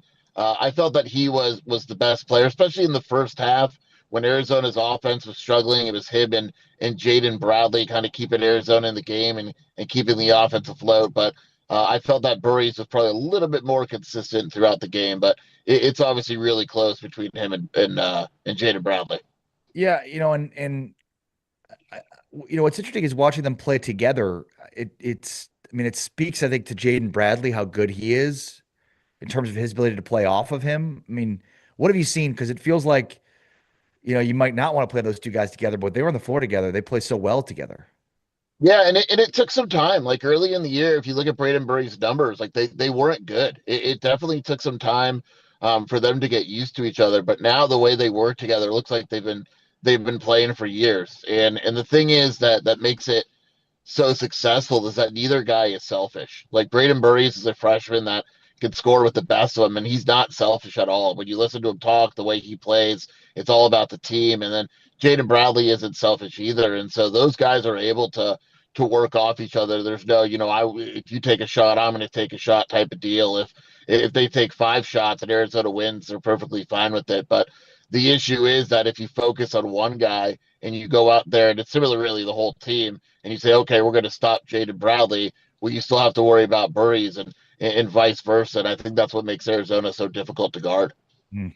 Jason, on the defensive end of the floor, I was really impressed by Arizona's ability to wall up guys like DeBonsa and Saunders and Wright when they were in the paint, and they did it without fouling. Like Arizona had a huge advantage at the foul line.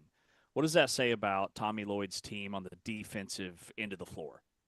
Yeah, I think one thing that helps this defense tremendously is freshman Ivan Karchenkov is way better defensively than I think anyone thought he would be. And he's a guy that stepped in and right away, he's one of the best defenders, if not the best defender on the team. And so they're able to rotate a lot. And because of that, they could put Yvonne on a 1, 2, 3, 4, and it allows them versatility defensively. And because they're able to do that, I mean, last night, AJ DeBanza scored 24 points, but he need 24 shots to do it. I think they guarded him with 6 different guys. And that's just something that a lot of teams don't have. And Arizona is able to switch up so many looks defensively that, their offense gets attention, and rightfully so, because they're very good offensively. But I think their defense has been the key to their victories this season. Yeah, it's hard to believe Karachenkov's a freshman, if I'm being honest. Yeah, I mean, he's so, and I think a lot of that, it's funny. I remember I interviewed him before the season, and he didn't know a lot about college ball. And I was like, we were talking about away games. He's like, look, where I played away games, they're shooting fireworks up in the sky. And there's, and it's like, yeah, so I guess, BYU, they're just yelling at you. And so it's not a really big deal. I mean, he's unflappable. I mean, that's the thing. He never gets sped up.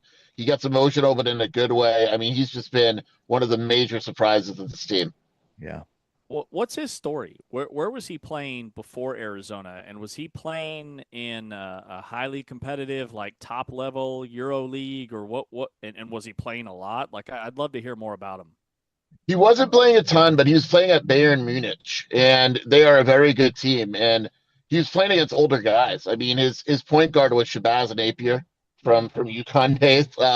His center was Trevor Booker from Clemson, and he said that Booker taught him a lot, and he was playing against pros, and I think that's definitely a big part of it. Now, he didn't play with them all the time. He was kind of new to the older team.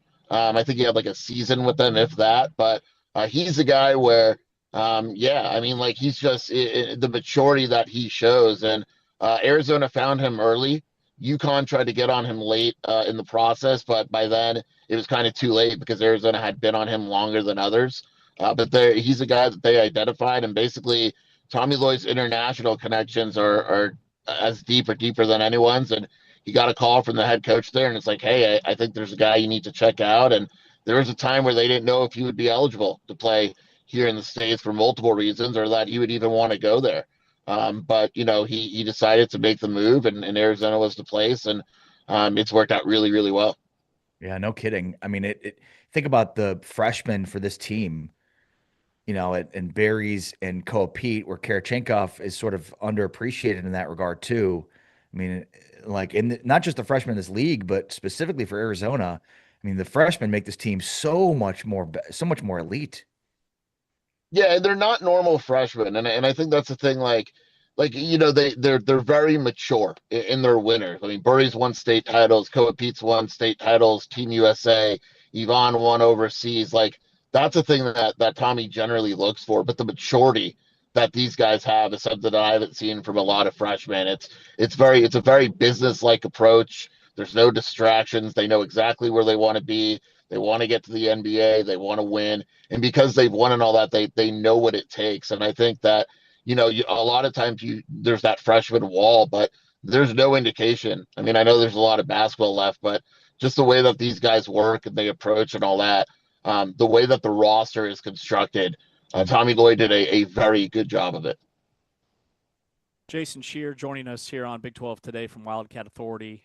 So you tweeted last night the Ken Palm graphic of the growth that Arizona's made over the last couple of weeks. In your opinion, where have you seen the most improvement from this basketball team? I just think that defensively, I think they took it to another level. I mean, they were pretty good earlier in the season. They had their issues at times against, Florida. There's a little bit in the first game, UCLA, maybe a little bit. But I think defensively, they've taken it to another level. I mean, they are elite defensively because of that ability to switch and man up and all that.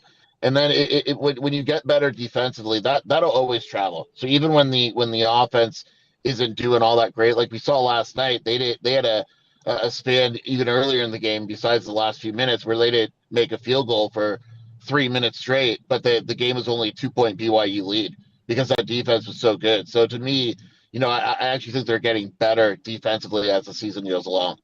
Yeah, and why do you think that? Like, what's made them better defensively? I just think they're more comfortable with each other. This is a team where they have three freshmen. They have guys that necessarily they had to come in and adjust, and guys had to adjust to their roles and all that. And I think they have, and I think this is the most comfortable that Arizona's been all season, and you can see it on the court. What would it take to beat Arizona? Like they look unbeatable right now. Yeah, I think about this a lot. It's interesting. Jerome Tang had a great quote from Kansas State, and he said, "You pick your poison, and then you realize it's all poison." Right? Because and Ross Hodge from West Virginia said something similar, where you come up with a game plan, and then you think it's good, and you realize it's not good, because the issue is if you take out the guards, they have the big men. BYU tried to double the big men all night last night, and the guards killed them. I just think it's going to be one of those perfect storms where Arizona is just ice cold and the other team is hot, and it's kind of, it's almost a situation where there's nothing really Arizona can do. Like, the ball's just not falling in, and the other team is just, on fire. I think it would have to be one of those situations, because they have found ways to win when they're not shooting well. And that's, in college basketball, that's so important. So to me, it would just kind of take a perfect storm. When do you think they lose? The next game I have on my eye on is at Kansas. So they play ASU on Saturday. Then they have the week off, basically, and they play Oklahoma State at home. They should win those two comfortably, and then they go at Kansas. And I think that environment is going to be insane. So my guess is probably that one. But their February is crazy. They have Kansas, they have Tech, they're at Houston. I don't see any way they make it out of there undefeated. But man, if they somehow find a way, it would be an insane story. Jason, can you give us any football updates on the offseason? We're doing our transfer portal tracker series. We'll have Arizona sometime later this week or early next week. How's the offseason gone for Brent Brennan? Yeah, it went well. It went like they wanted it to. Their focus was on retaining guys. They were able to retain who they wanted. They didn't have to go to the portal as deep as they did last year. They added 20 guys and mostly just positions of need. They just kind of looked at positions of need. But anytime in this era where you could return your starting quarterback, it's such a relief, And so the ability to return Noah Fafita and in the core of their offense and a good amount of their defense, they love the way that the offseason went. And obviously we have to see, but I think they're really comfortable with their roster right now. Should Arizona be one of the favorites of the Big 12 next year? I mean, Tech's the favorite, right? Like beyond Tech, I think it's usually pretty open, right? And so there's some things that have to probably go right. We have to see how the offensive line replacements do. They lost their 3 safeties who were awesome. They feel good about who they replaced them with, but until they see the field, you never know. But I think overall they should be one of the better teams in the conference. Yeah, agreed. Jason Scheer, Wildcat Authority. Jason, appreciate your time as always, man. Be well. Thanks for having me, guys. I appreciate it.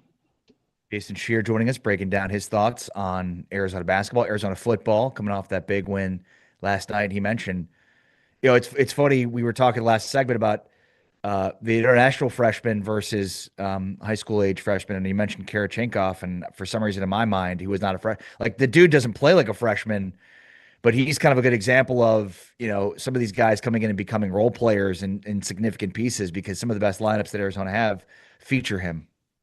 And Arizona, I almost take Arizona out of the Evan Miyakawa discussion we had about high school freshmen versus international prospects, because they're the most well-connected international pipeline school in the country.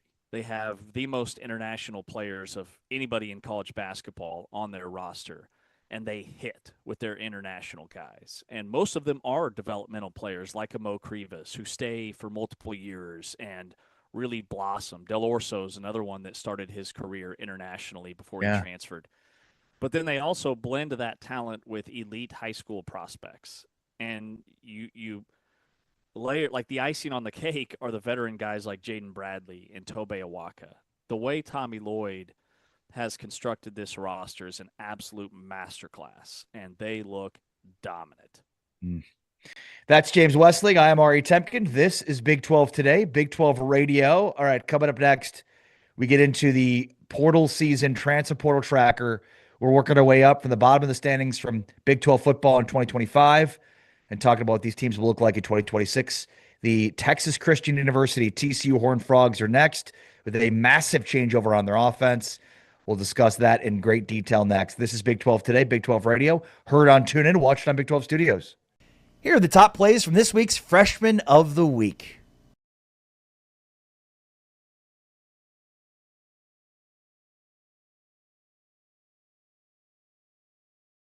Nichols giving it up. Fandel. Skip pass. Inside to Davis. She's not going to miss from there. 20 seconds on the shot clock. He's in his 11th season at Kansas. Davis corrals. Drives. That's nice. And that's why he goes by Coach Brandon instead of Coach Schneider, because he says his pops is Coach Schneider. Davis with a terrific finish. Jalea Davis was a 5-star prospect, the highest ranked recruit signed. And a career high 4 for 5 free throws. Davis. Well, she is bringing out her jumper from the perimeter. She can play. Inside to Davis all alone. That is easy pickings. Fandel to Davis, calling for it against the taller Magat. No problem. She is so quick. Under 4 minutes to go in the second quarter. Kansas has led by as many as a dozen. Davis, second effort. Oh, yeah, go ahead and flex. Inside to Nichols, who kicks it back out. Davis, skip pass, gets it back. Mouse in the house. She's got 16. Well, they move the ball really well. Going 3 for 4. Fandel gets it back. Williams inside to Davis, and she's not going to miss from there. She's got 18. She 30-win season for Brooke before she was tapped on the shoulder to take over here in Tucson. Inside to Davis, and she's got a 20-piece for the 7th time this season. Meister started every game she's played, all 20 this season, inside the paint. Keep his elite scorers on the floor. That's going to be Sides and Classens and others. But right now, it's the 1-2 punch high-low. And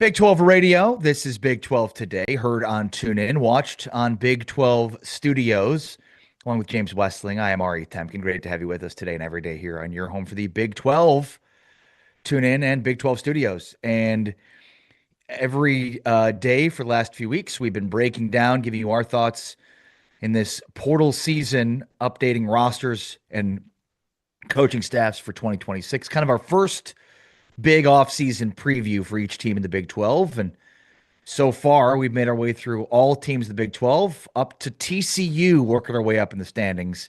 So now we're working towards some of the more successful teams, bowl-eligible teams, if you will, from the 2025 season. But TCU, despite the success they had last year, you could argue maybe disappointing to a degree with some of the losses they had down the stretch, and they lose a big chunk of their roster. And let's start with the offensive part of it, James, because that's where I think you start. This is a brand new offensive staff. Gordon Samus comes in to be the offensive coordinator, a far cry from, what they had previously under Kendall Briles, James. Also, Josh Hoover is out. He transfers to Indiana. And Ken Seals, who transferred in last year, now takes over firmly as the starter after transferring a year ago from Vanderbilt. Yeah, so the most interesting thing about TCU's transfer class is that it's really small. They have by far the smallest transfer portal class in the Big 12 with only 12 commitments. With that said, we just did a team yesterday at Iowa State that had 55. I mean, that says a lot about the gap between some of these programs and the turnover. So with the smallest incoming class, even with quarterback Josh Hoover transferring to Indiana, where there's no doubt in my mind he's going to shine within that system and that offense and probably be in the Heisman conversation next year, and that's really good for him. I don't think TCU is worse off at the quarterback position with Ken Seals, who showed he is very capable in their bowl win over USC. He's a veteran guy who's been on the field a ton. He has that it factor to his game. And then they added an Ivy League quarterback who is one of the top passers in all of FCS to supplement that position. But what I was getting at is they also only have 12 transfer portal departures. So TCU is very much relying on these top 25 high school recruiting classes that they have strung together year over year now for 4 or 5 years, which tells me they're going to be senior heavy, veteran led. They've got Eric McAllister back at receiver. They've got Joseph Manjack back at receiver. I'm more excited about the guys coming back that did not depart from this roster. And then their biggest transfer portal addition is an offensive lineman, a big left tackle who graded out as the best offensive lineman for Oklahoma State last year, and Noah McKinney. He transfers in. You've still got Kavorian Barnes at running back and Jeremy Payne and Trent Battle. Like a lot of guys that could have transferred out outside of Josh Hoover did not. So I'm excited about TCU's offseason. Yeah, and look, I mean, I think ultimately the success of TCU next year kind of hinges on their ability to figure out the run game. It's been an ongoing issue for this team the last few years. And when the season started in the first few games, it looked like they had turned a corner at the running back position specifically and with their offensive line. And yet when you look at the totality of the season last year, and it was as bad as it was last year. So I think hiring Gordon Samus, who's very much a run first head, offensive coordinator, along with, what they've done in the portal at running back, what they've done in recruiting at the running back position. I mean, Amante Martin is a 4-star running back who comes in, and I think he's a guy that could be immediately in position, to get some immediate carries, especially because, I mean, they bring some guys back, certainly, but there's nobody that's firmly taken over in that position, and they need to get somebody to. They need somebody to come in and be a feature back. Amante Martin is a guy from Port Arthur, Texas, 5'11 and a half, 185 pounds, good size, 4-star. I think he's a guy that could potentially be in position to take that bell cow back status for TCU this year. Yeah, the offense is going to look drastically different, and I don't think that's a bad thing. Right. The offensive line is going to be better because it's a very offensive line-friendly scheme, and they've added a bunch of guys at that position, like McKinney that I alluded to. And then Gordon Samus was the offensive coordinator at UConn. UConn brought in a quarterback from the FCS ranks in Joe Fignano. And last year, he led the nation in touchdowns to interception ratio. He was one of the most efficient passers in the country and had a monster year. And they've taken that same approach. High IQ level quarterbacks with Ken Seals, who's been there forever or been in college football forever. And then they add Jaden Craig from Harvard. And Craig completed 60% of his passes, 2,500 yards, 23 touchdowns, and only 3 interceptions last year.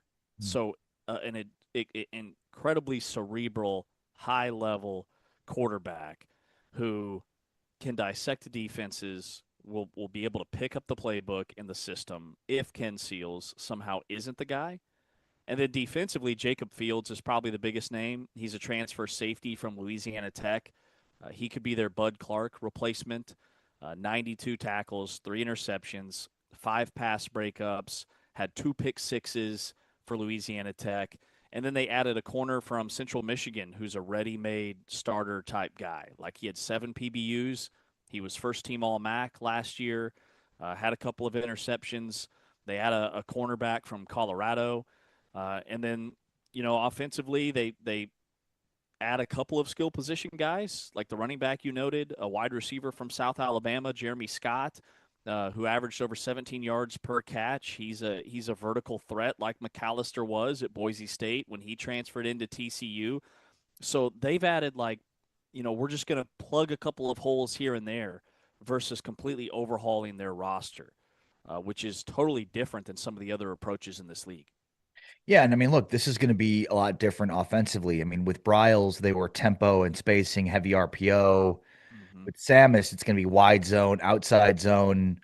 They are. I mean, I think it's obvious, James, that Sonny Dykes recognized how big of an issue it was to try to run the ball within Kendall Bryles' offense, and that's the reason they abandoned it. And look, I think when Bryles was hired, the thought was, we can run within this offense. That shouldn't be an issue. And in practice, we just hadn't seen it in 2 years. Let me ask you this: Do you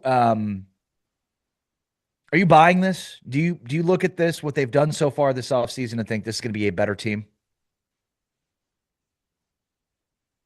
Based off of their transfer portal class, no, I would say that they lose more than they bring in because of Josh Hoover. I mean, that is a elite quarterback that was, I think, top 3 in the country in passing yards per game. So losing him hurts, certainly. But I do think collectively, when I look at the guys they've brought in and their production, and we talk a lot about the different ways to approach the transfer portal. Of their 12 guys that they brought in, only 4 of the 12 come from power conference schools. 8 of the 12 are guys that are from Group of 5 or FCS, but have a lot of snaps under their belt and were very, very effective guys that I think are depth pieces. So do I think they can be better collectively as a team? I know that's a different question than you asked. I would say yes, because of the roster retention, which is something that, there are not a lot of other schools in the Big 12 that were able to retain as many players as TCU. Do you think that part I like? Go ahead. Sorry, apologies there. Do you think Sonny Dykes is on the hot seat? Yes, I do. How many games did they win last year? 8? 8. They went 8-5. Beating USC in the bowl game certainly helped.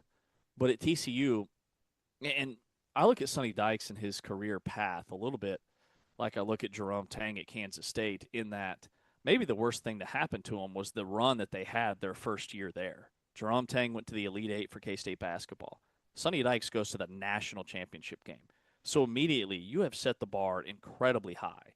So now 7 or 8 wins is a far cry from a national championship game appearance. It's so interesting.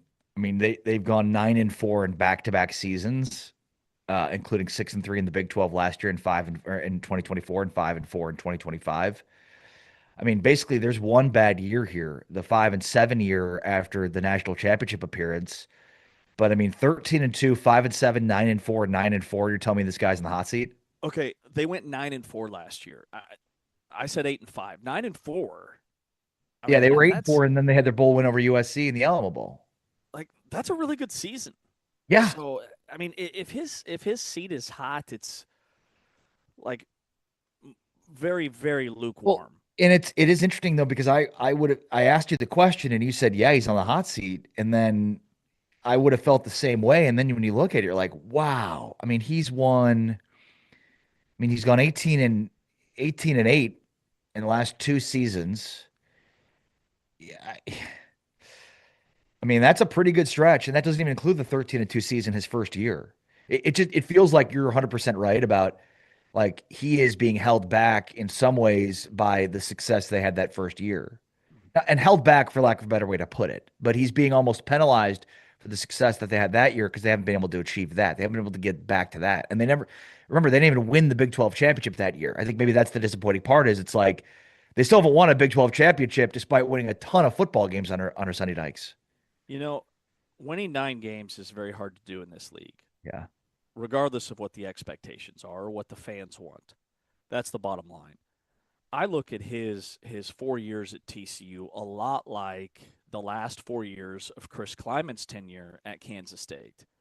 And I think TCU is kind of at a crossroads, or Sonny Dykes, in terms of, are we going to break through and win a Big 12 championship, contend for a college football playoff berth, or is the bottom going to fall out and we're going to go 5-7 or 6-6, and then all of a sudden the pressure is mounting like it did on Chris Kleiman at Kansas State, because they won a Big 12 championship and then they won 8 games and then 9 games and then 9 games, and then this past season a ton of close losses. K-State skips on a bowl game and he steps down. And a lot of that, I do think, was the pressure that was being applied from the fans and from NIL and transfer portal and all those things. That's where I see Sonny Dykes right now. And I don't know which way I lean. I'd have to dissect their schedule, but I love the player retention piece. And I thought last year all the way too early top 25s, having them like in the top 20 was way too high. I just didn't see it. I thought they had a brutal schedule. They had a light load to end 24. But for next year, I'm way more optimistic about next year's team because of all the guys they have coming back. Yeah, that's interesting, though, because the quarterback is not somebody coming back, right? I mean, it's a guy coming back, but not a guy that we've seen have success. So I feel like there's like a let's wait and see kind of approach. Yeah, definitely. I mean, I was really impressed by Ken Seals in the bowl game. And he was listed last season as one of the best backup quarterbacks in all of college football. We had a deep dive series where we looked at all the backups in the league because a lot of those guys end up playing throughout the course of the season. And we saw major upticks from Jeff Sims. And when Ken Seals was on the field in that bowl game, he looked like a dude that can be the starter. Yeah. And again, I think, Hoover played really well, but there was just no running game last 2 years. So, to me, that adds up. So much of it is on you. And I get that. I think that's a legitimate reason for why they had the downslide they had with some of the turnovers late that Hoover had in those games. And I think Dykes, like last year when we talked to Sonny Dykes at Big 12 Media Days, he's like, yeah, it was clear we needed to get better running the football. And so, what they did was they spent time in terms of the personnel. I think when they looked at it this year, it was so glaring that they needed to run a different kind of offense. I mean, that game that they have to open the season at North Carolina is going to be massive because it's you never know what happens in those games that are that early in the year and overseas. But they only have 6 home games this year. Like, they've got a tough schedule. They have 5 Big 12 road games at Arizona State, K-State, at West Virginia, and then a gauntlet to end the year at BYU and at Houston. Man, their schedule's tough. Like, it's tough like it was last year. But, like, if you win 8 or 9 games with this schedule, I don't think he should be on the hot seat. But I'm excited to see what they look like, to your point, with Gordon Samus coming in, who is a guy that is obsessed with the old-school Denver Broncos inside-outside zone rushing attack. That's what they're going to be on Saturdays. It will look very foreign to TCU fans. Yeah, no, well said. I think, look, just based on schedule and record, he is not on the hot seat. He shouldn't be on the hot seat. That just, again, probably something we thought without really looking at the numbers in terms of the records, but 1 5-win season, other than that, 2 9-win seasons and a 13-win season sounds ridiculous. Yeah, I mean, I'm backing off my stance. I'm with you now. 9-4 last year, and I'm trying to figure out, why is it that way? Is it because, they had opportunities and they got blown out by K-State and they got blown out by BYU, and maybe that's what's burnt into our brain, but you go 9-4 in this league, no way you should be on the hot seat. Yeah. No, and I think part of it too is expectations of this team should be competing for a Big 12 championship. And they had 2 opportunities late in the season and did not come through. So I think it's that's kind of etched in our minds. Yeah, I think this team's going to be more connected with Ken Seals at quarterback based off of the comments that we heard from him and Josh Hoover's relationship with teammates and coaches and some of the tension that was there, and Bryles, and he's out the door headed to South Carolina. Something tells me this team's going to be very connected. And Gordon Samus, I've met him. He's just a very likable guy. I think he's a guy that the offensive players are going to want to play for. And I don't know, man. I like what TCU is doing this offseason, even though it's been relatively quiet. All right, Big 12 Radio. This is Big 12 Today. Heard on TuneIn, watched on Big 12 Studios. We continue our portal season discussion on TCU with Steven Johnson, TCU beat reporter for the Fort Worth Star-Telegram. That's next. It's Big 12 Today, Big 12 Radio. Heard on TuneIn, watched on Big 12 Studios. Here are the top plays from this week's Player of the Week.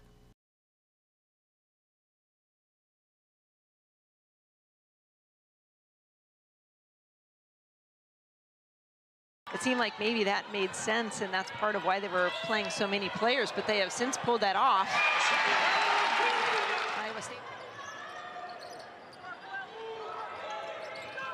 Jada will launch and hit the second triple of the night for Iowa State.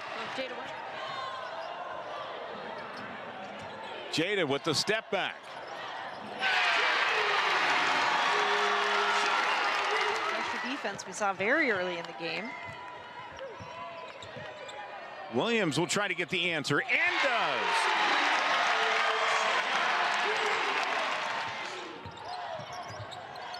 Williams for three. 27 on the night. Now for Jada Williams. Down to three. Jada fires and hits. What a night! That's the end of the third quarter. You're watching Big 12 basketball here on ESPN+.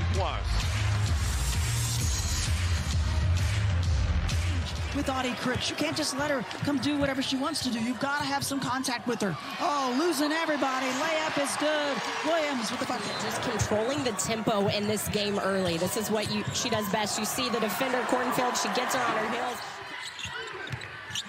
Williams, her former team, gonna have an and one and go to the line. What an addition she's been, though, for the Cyclones. Finish at the rim. She's so good with the ball in her hands. You see how explosive her foot on the game, 57%, but in this quarter, 67% for three. Yeah, inside, outside, it's all been clicking for the Cyclones as Williams adds to her totals now on Arizona. Magat's picking up her fourth. She'll take a seat.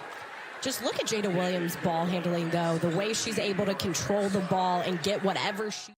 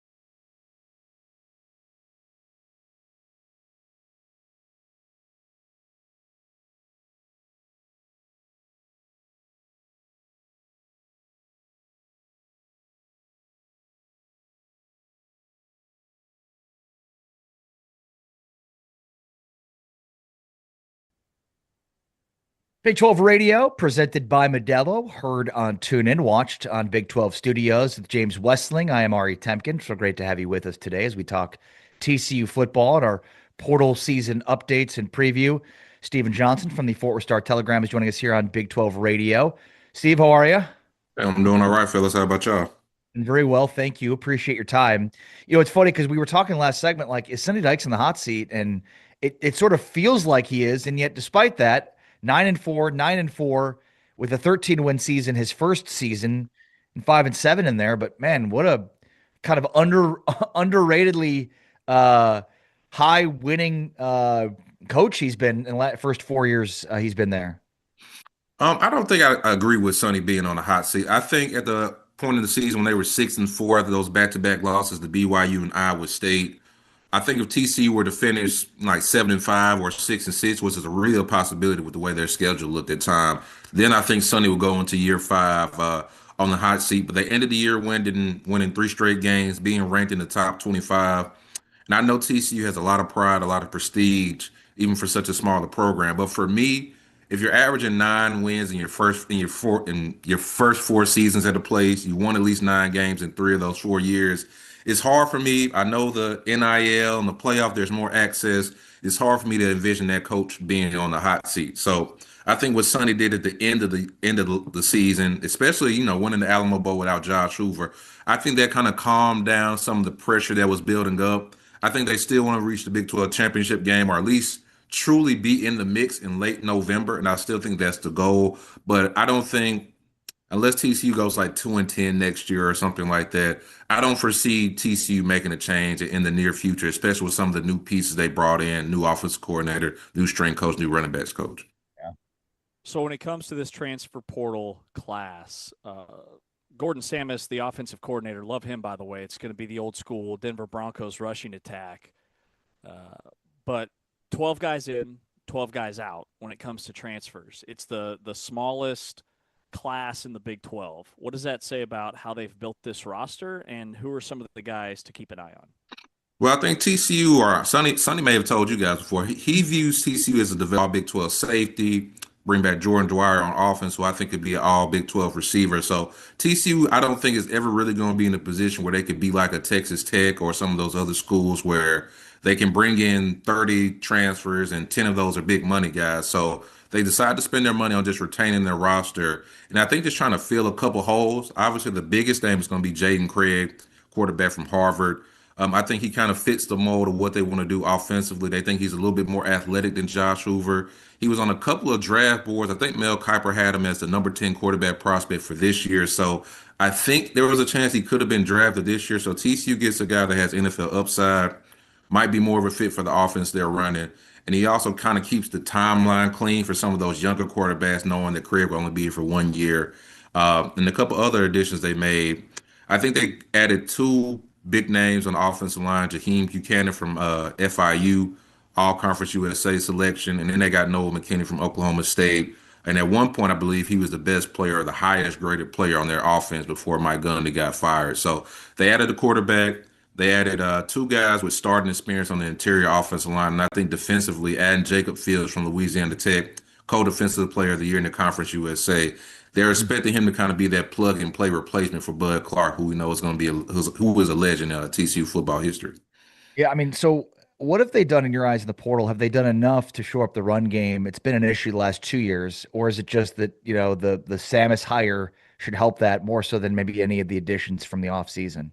I think both everything they've kind of done in the portal in theory, should lead to more consistency on offenses. Honestly, the last 3 games of the season, we finally saw them turn around with what Jeremy Payne did against Houston, what he did against Cincinnati, having a career high. And I think he had a pretty good game against USC as well. So they saw some improvement to end the year. And then Samus has this great reputation of developing draft picks at UConn. So I think from TCU's perspective, if he's able to do that at UConn, what can he do with some of these younger offensive linemen that we're really high on? So I think the hiring of Samus, the additions of McKinney and Buchanan, they also got Cade Bennett back for another year. I got an extra year of eligibility. And I also think Jeremy Payne kind of emerging as a star running back, or at least the lead running back.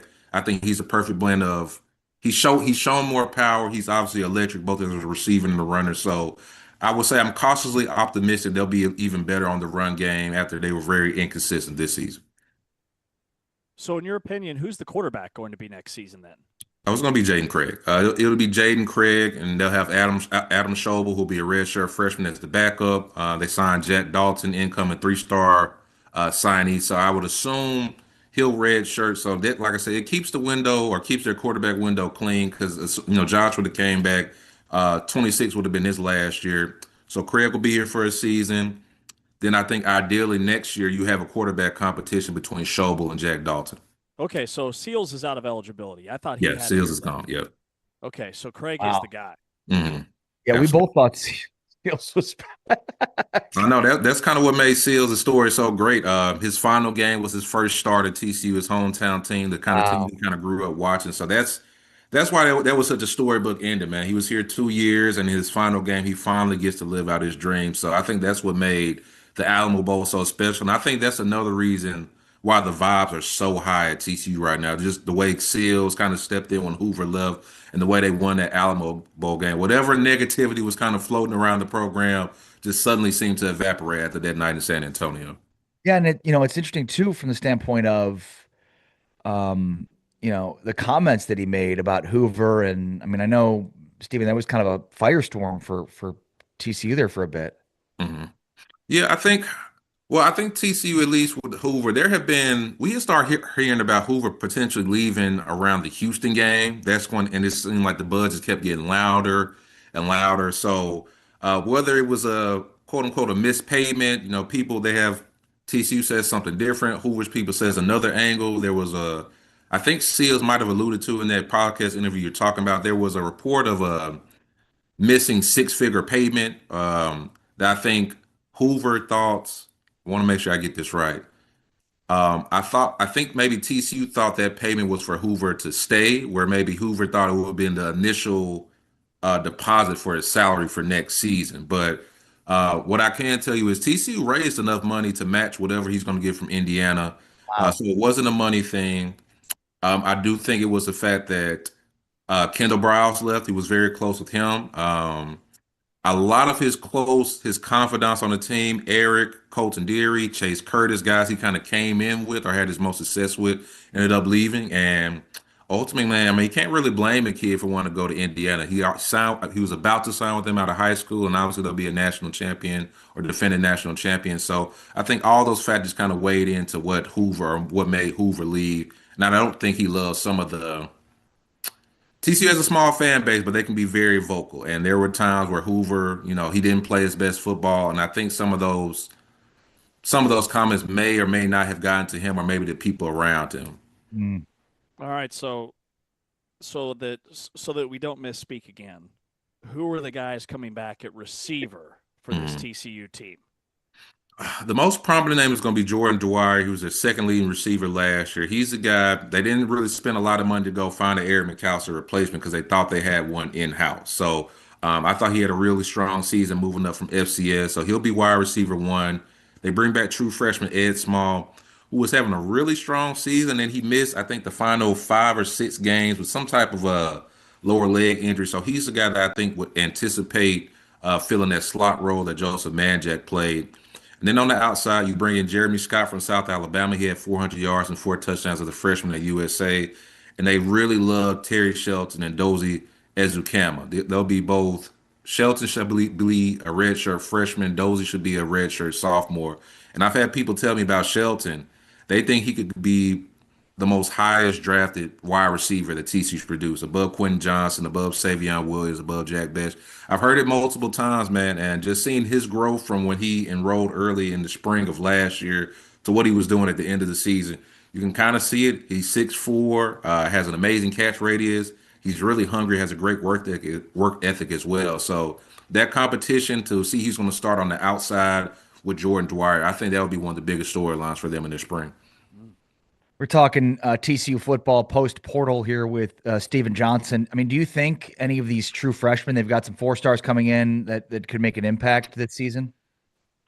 Ideally, just off the top of my head, I think a defensive back, they might have some of the guys. Jason Bradford, he plays more of a safety role, but it wouldn't surprise me at all. I've heard he's a little bit raw, but it wouldn't surprise me at all. He's kind of competing early on just because I think to replace a guy as good as Bud Clark, I think it'll take a committee approach, even though you got a Jacob Fields and return to Jordan Lester. Bradford's probably a guy I can see competing early. They signed 2 4-stars on the defensive line, Carter Buck. I think he might have a chance just because they don't really have any returning experience at their stud position, which is kind of that hybrid linebacker defensive end position that Devin Deal played. So I think he'll have a chance. But off the top, I think with what they have returning, I don't think many of the true freshmen there'll be a lot of pressure for them to have to contribute early, which I think is honestly a good side for TCU. I do think Ace Theus from Duncanville, I do think they're probably trying to find a way to use him as like a gadget guy. They've really been missing that in the offense. So whether it's like jet sweeps or direct snaps, I think that's a way he could get on the field early. But I don't think TCU will be in a position where they have to rely too much on those freshmen, which I think is a good sign of where the program is with some of its veterans returning. Yeah, that's well said. All right, Stephen, TCU basketball, while we have you, very much on the bubble right now. I think if they didn't have the New Orleans loss, their net and RPI would be so good that they'd definitely be in. Should they be, and do they look like to you a tournament team? Yeah, I would say absolutely. And I would even go one step further than you did. I think if they didn't have that loss to New Orleans, and if you just don't blow a 15-point lead at Lawrence in the final 4 minutes, you're probably in even with the loss to New Orleans. So, but with all that being said, I think right now TCU, after they finish Houston, they got Iowa State. Then after that, it's still the Big 12. So I can't say they're completely out of the gauntlet. But if you can just get past those games, they have a window where they can stack some wins up against some of the bottom of the conference because they've shown they can lose to anybody, but they've also shown that they pretty much can beat anybody in the country. Florida's playing well, beat Wisconsin, beat Baylor on the road. You probably should have beat Kansas. So they're scrappy. They're undersized, but man, they know how to play defense. And when their offense is so inconsistent, but when their offense is actually flowing, they're a little bit better than some of the Jamie's teams in the last couple of years. So if I had to pick, I think they'll make it, say as an 11 seed or a 10 seed or something like that. But they just got to keep stacking wins. Like you said, I think they're right outside the tournament by Lenard's latest projection. So, I mean, if you beat Houston, that would probably make you a lock, honestly. But if they can just keep stacking up wins, I think they'll be able to sneak into the NCAA tournament. And why do you think this team's better than maybe some of the last few years of Jamie's teams? Well, I think they have a point guard now. So obviously they lost Frankie Collins last year, and they just could never recover from that, obviously. And even the year before, Jameer Nelson and Avery Anderson. That team, that 23 team, was probably the more talented than this one. But I think Jamie would tell us all the time about how Jameer and Avery, they had to learn how to play point guard on the fly, whereas Brock Harding is the true traditional. It's kind of rare to see his type of point guard here, honestly, in this kind of age of basketball. So I think the fact they have a true point guard, I honestly think they have their best post players of maybe of the Dixon era with David Punch and Xavier Edmonds. Edmonds got some starting five love. Punch, I don't know if Punch is going to be all Big 12 just because there are so many great players, but he might be the most improved player in the country. So I think point guard play and the fact they actually have two legitimate post threats kind of makes this TCU team not as good as the Mike Miles ones, but probably I would say they might be better than the last 2 years, though. Yeah, like you look at their schedule after the Houston game tomorrow, 7 of their next 8 games are against teams that are not ranked. So not in the top 6 of the Big 12. You're right. That's a huge window for them to make a big move when it comes to getting off the bubble and being in. Yeah, absolutely. If you can just go, even if you just only go 4-3 against those teams, I just think the fact that you're stacking up those wins, and that will probably get you hovering around at least 500. I think if you can get to 8, I think 9-9 probably gets them in. 8-10, I think it's still possible depending on can you get one game against Tech, Iowa State, and Houston, just one of those 3 games. I think 8-10 is a possibility. But right now they're on track. I still hate they dropped that game against Kansas because I think that's going to be the game, even more so than New Orleans. They don't make it. I think that's the game TCU fans will kind of circle back to and be like, hey, we finished the job. We probably would have made the field. But right now, I'm still cautiously optimistic they'll be able to get back into the field right now. Yeah, well said. Stephen Johnson, TCU beat reporter for the Fort Worth Star-Telegram. Stephen, thanks for your time, man. Always appreciate it. Appreciate you guys, man. See ya. Stephen Johnson joining us here, breaking down his thoughts on TCU football. And I for some reason, I think it was the comments that we played from Ken Seals that just made it feel like he was going to be back next year. Like he was taking over as the quarterback. And I mean, for a dude that transfers in from Vanderbilt and then plays basically one game for his hometown team, and it's a good one, a win over USC in the Alamo Bowl.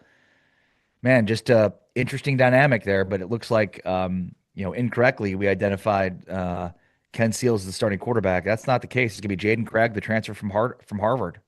Yeah, we got by the transfer portal and NIL and eligibility and where these guys sit. But I was just reading an article about Craig, and he's a potential pro. Like, NFL scouts really like his arm. He is 6'3", 230 pounds, so he's big. He's like a carbon copy of Gordon Samus, quarterback at UConn, Joe Fignano. They're both big, like all-American build type guys that are super efficient. And this is a kid who has started 25 games in his collegiate career, albeit at Harvard. But he had 52 touchdowns, only 12 interceptions, and he almost went pro this past offseason because he likely would have been drafted. So it's a quarterback that I think TCU fans can be really excited about that probably didn't cost even an eighth of what it cost to bring in Josh Hoover over the last couple of years. Or to pay Josh Hoover, I should say. So I like what they've done with the way they've handled their allotment of funds, and a lot to be excited about. Yeah. And certainly a team that could take a jump from kind of middle of the Big 12 to the top of the Big 12. I don't think there'd be any surprises there, or not a huge surprise based on, talent, based on what they've done. All right, Big 12 Radio, Big 12 Today. James Westling, Ari Temkin. We are presented by Modelo, heard on TuneIn, watched on Big 12 Studios, and apparently James lit his house on fire yesterday. Literally. What? Are you okay? Might want to get out of that burning house you're in, James. Everybody's fine. We all survived. Well, it's good to know. Let's hear more about that next. It's Big 12 Radio, Big 12 Today. Heard on TuneIn, watched on Big 12 Studios. Check out the top plays from this week's Big 12 women's basketball starting five.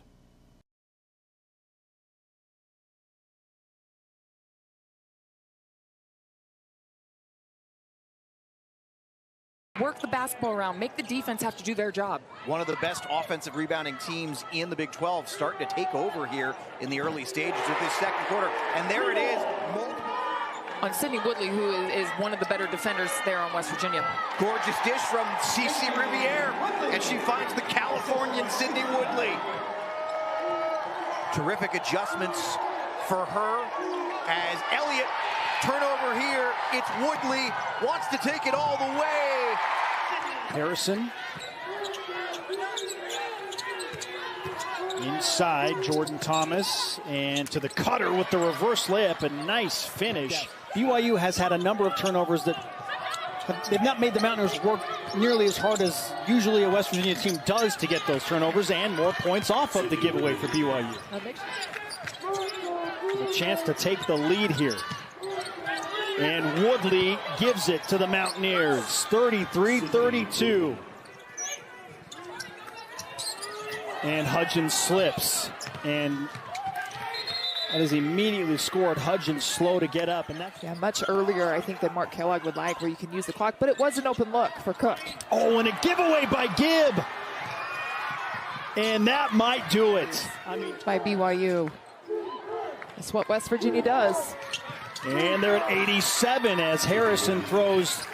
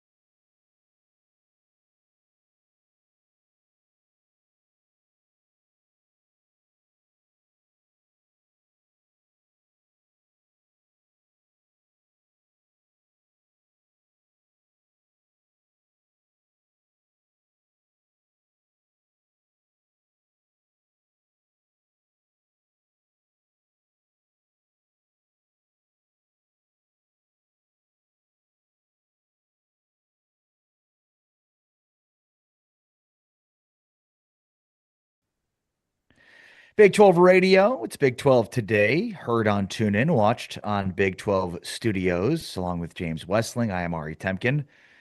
All right, James, did you set the house on fire last night? Literally? Everything's fine. Okay.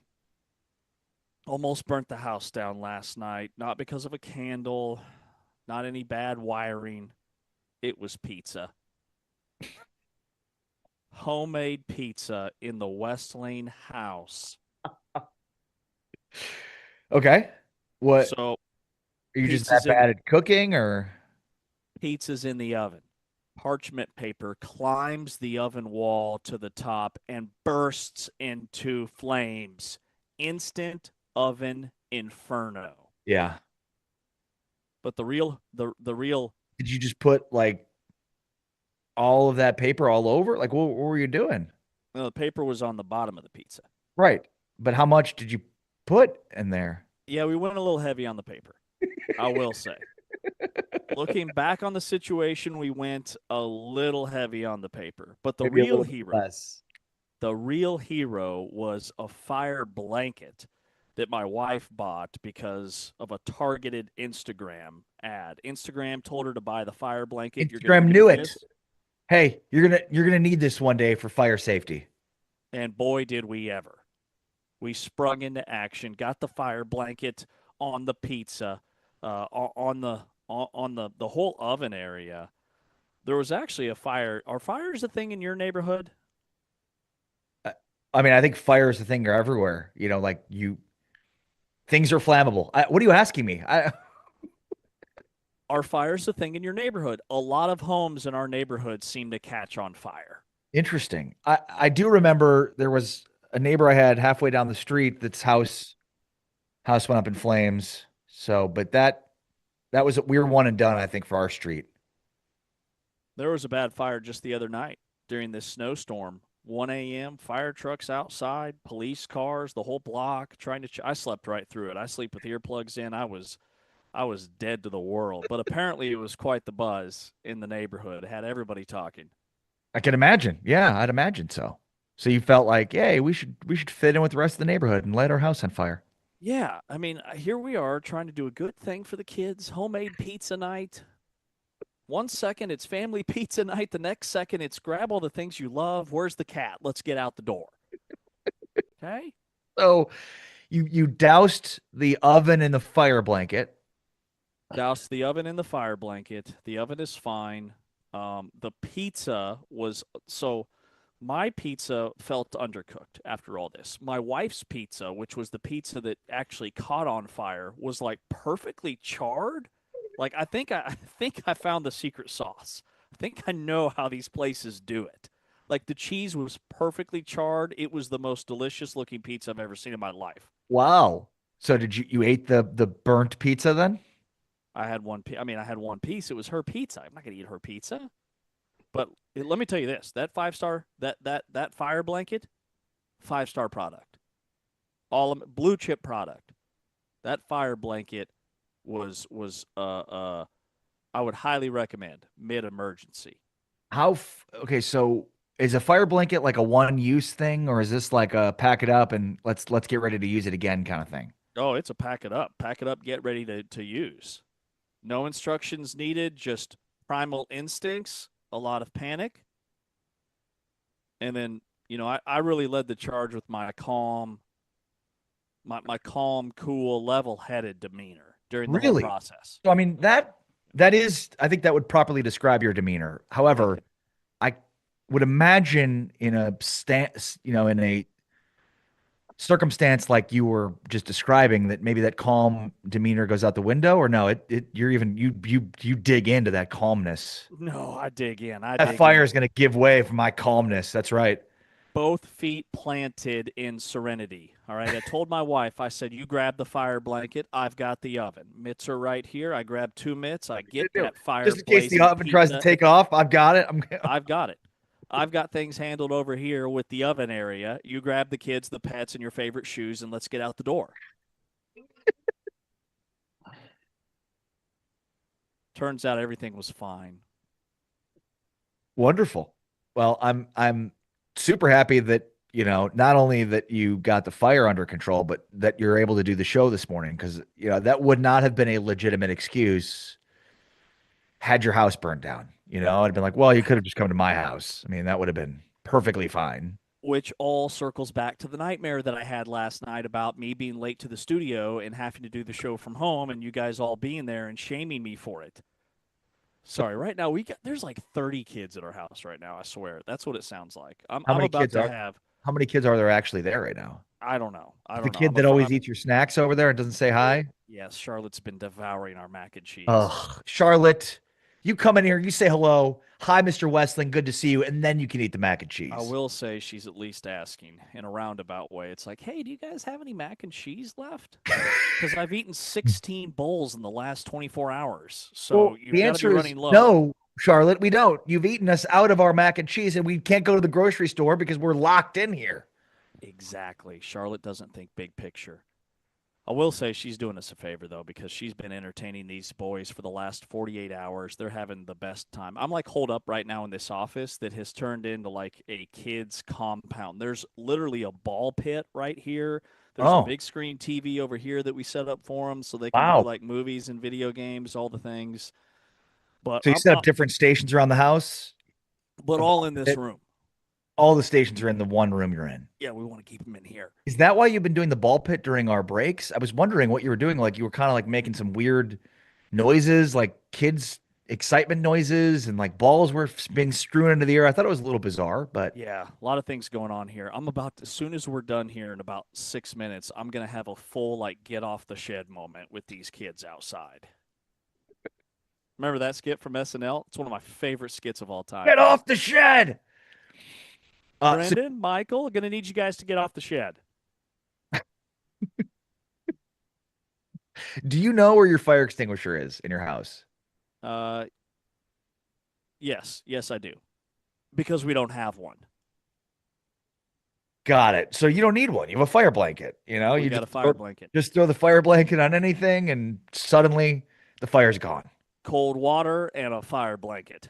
So were you last night thinking like, oh, I wish we had a fire extinguisher, or you did not know? Also, you may not want to admit that openly on the air that you don't have a fire extinguisher. I think that you need to have one in your house from an insurance perspective. Oh, yeah, that makes sense. I'm sure we do somewhere. Definitely. Yeah, we got one of those. We probably have several of them laying around. Dozens All we of need fire is a extinguisher. fire blanket, bro. Can't open a door in my house without a fire extinguisher. How many movies have you guys watched in your house over the last 48 hours? Like as a team? Yeah, as a unit. Movies? One. One. Okay. Rookie of the Year. Ooh, that's a classic. Iconic movie.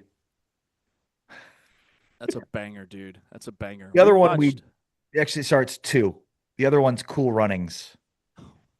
Cool Runnings. Well, I'm not sure if you're on the up and up here, but Jamaica has a bobsled team in the upcoming Winter Olympics, so get ready for it.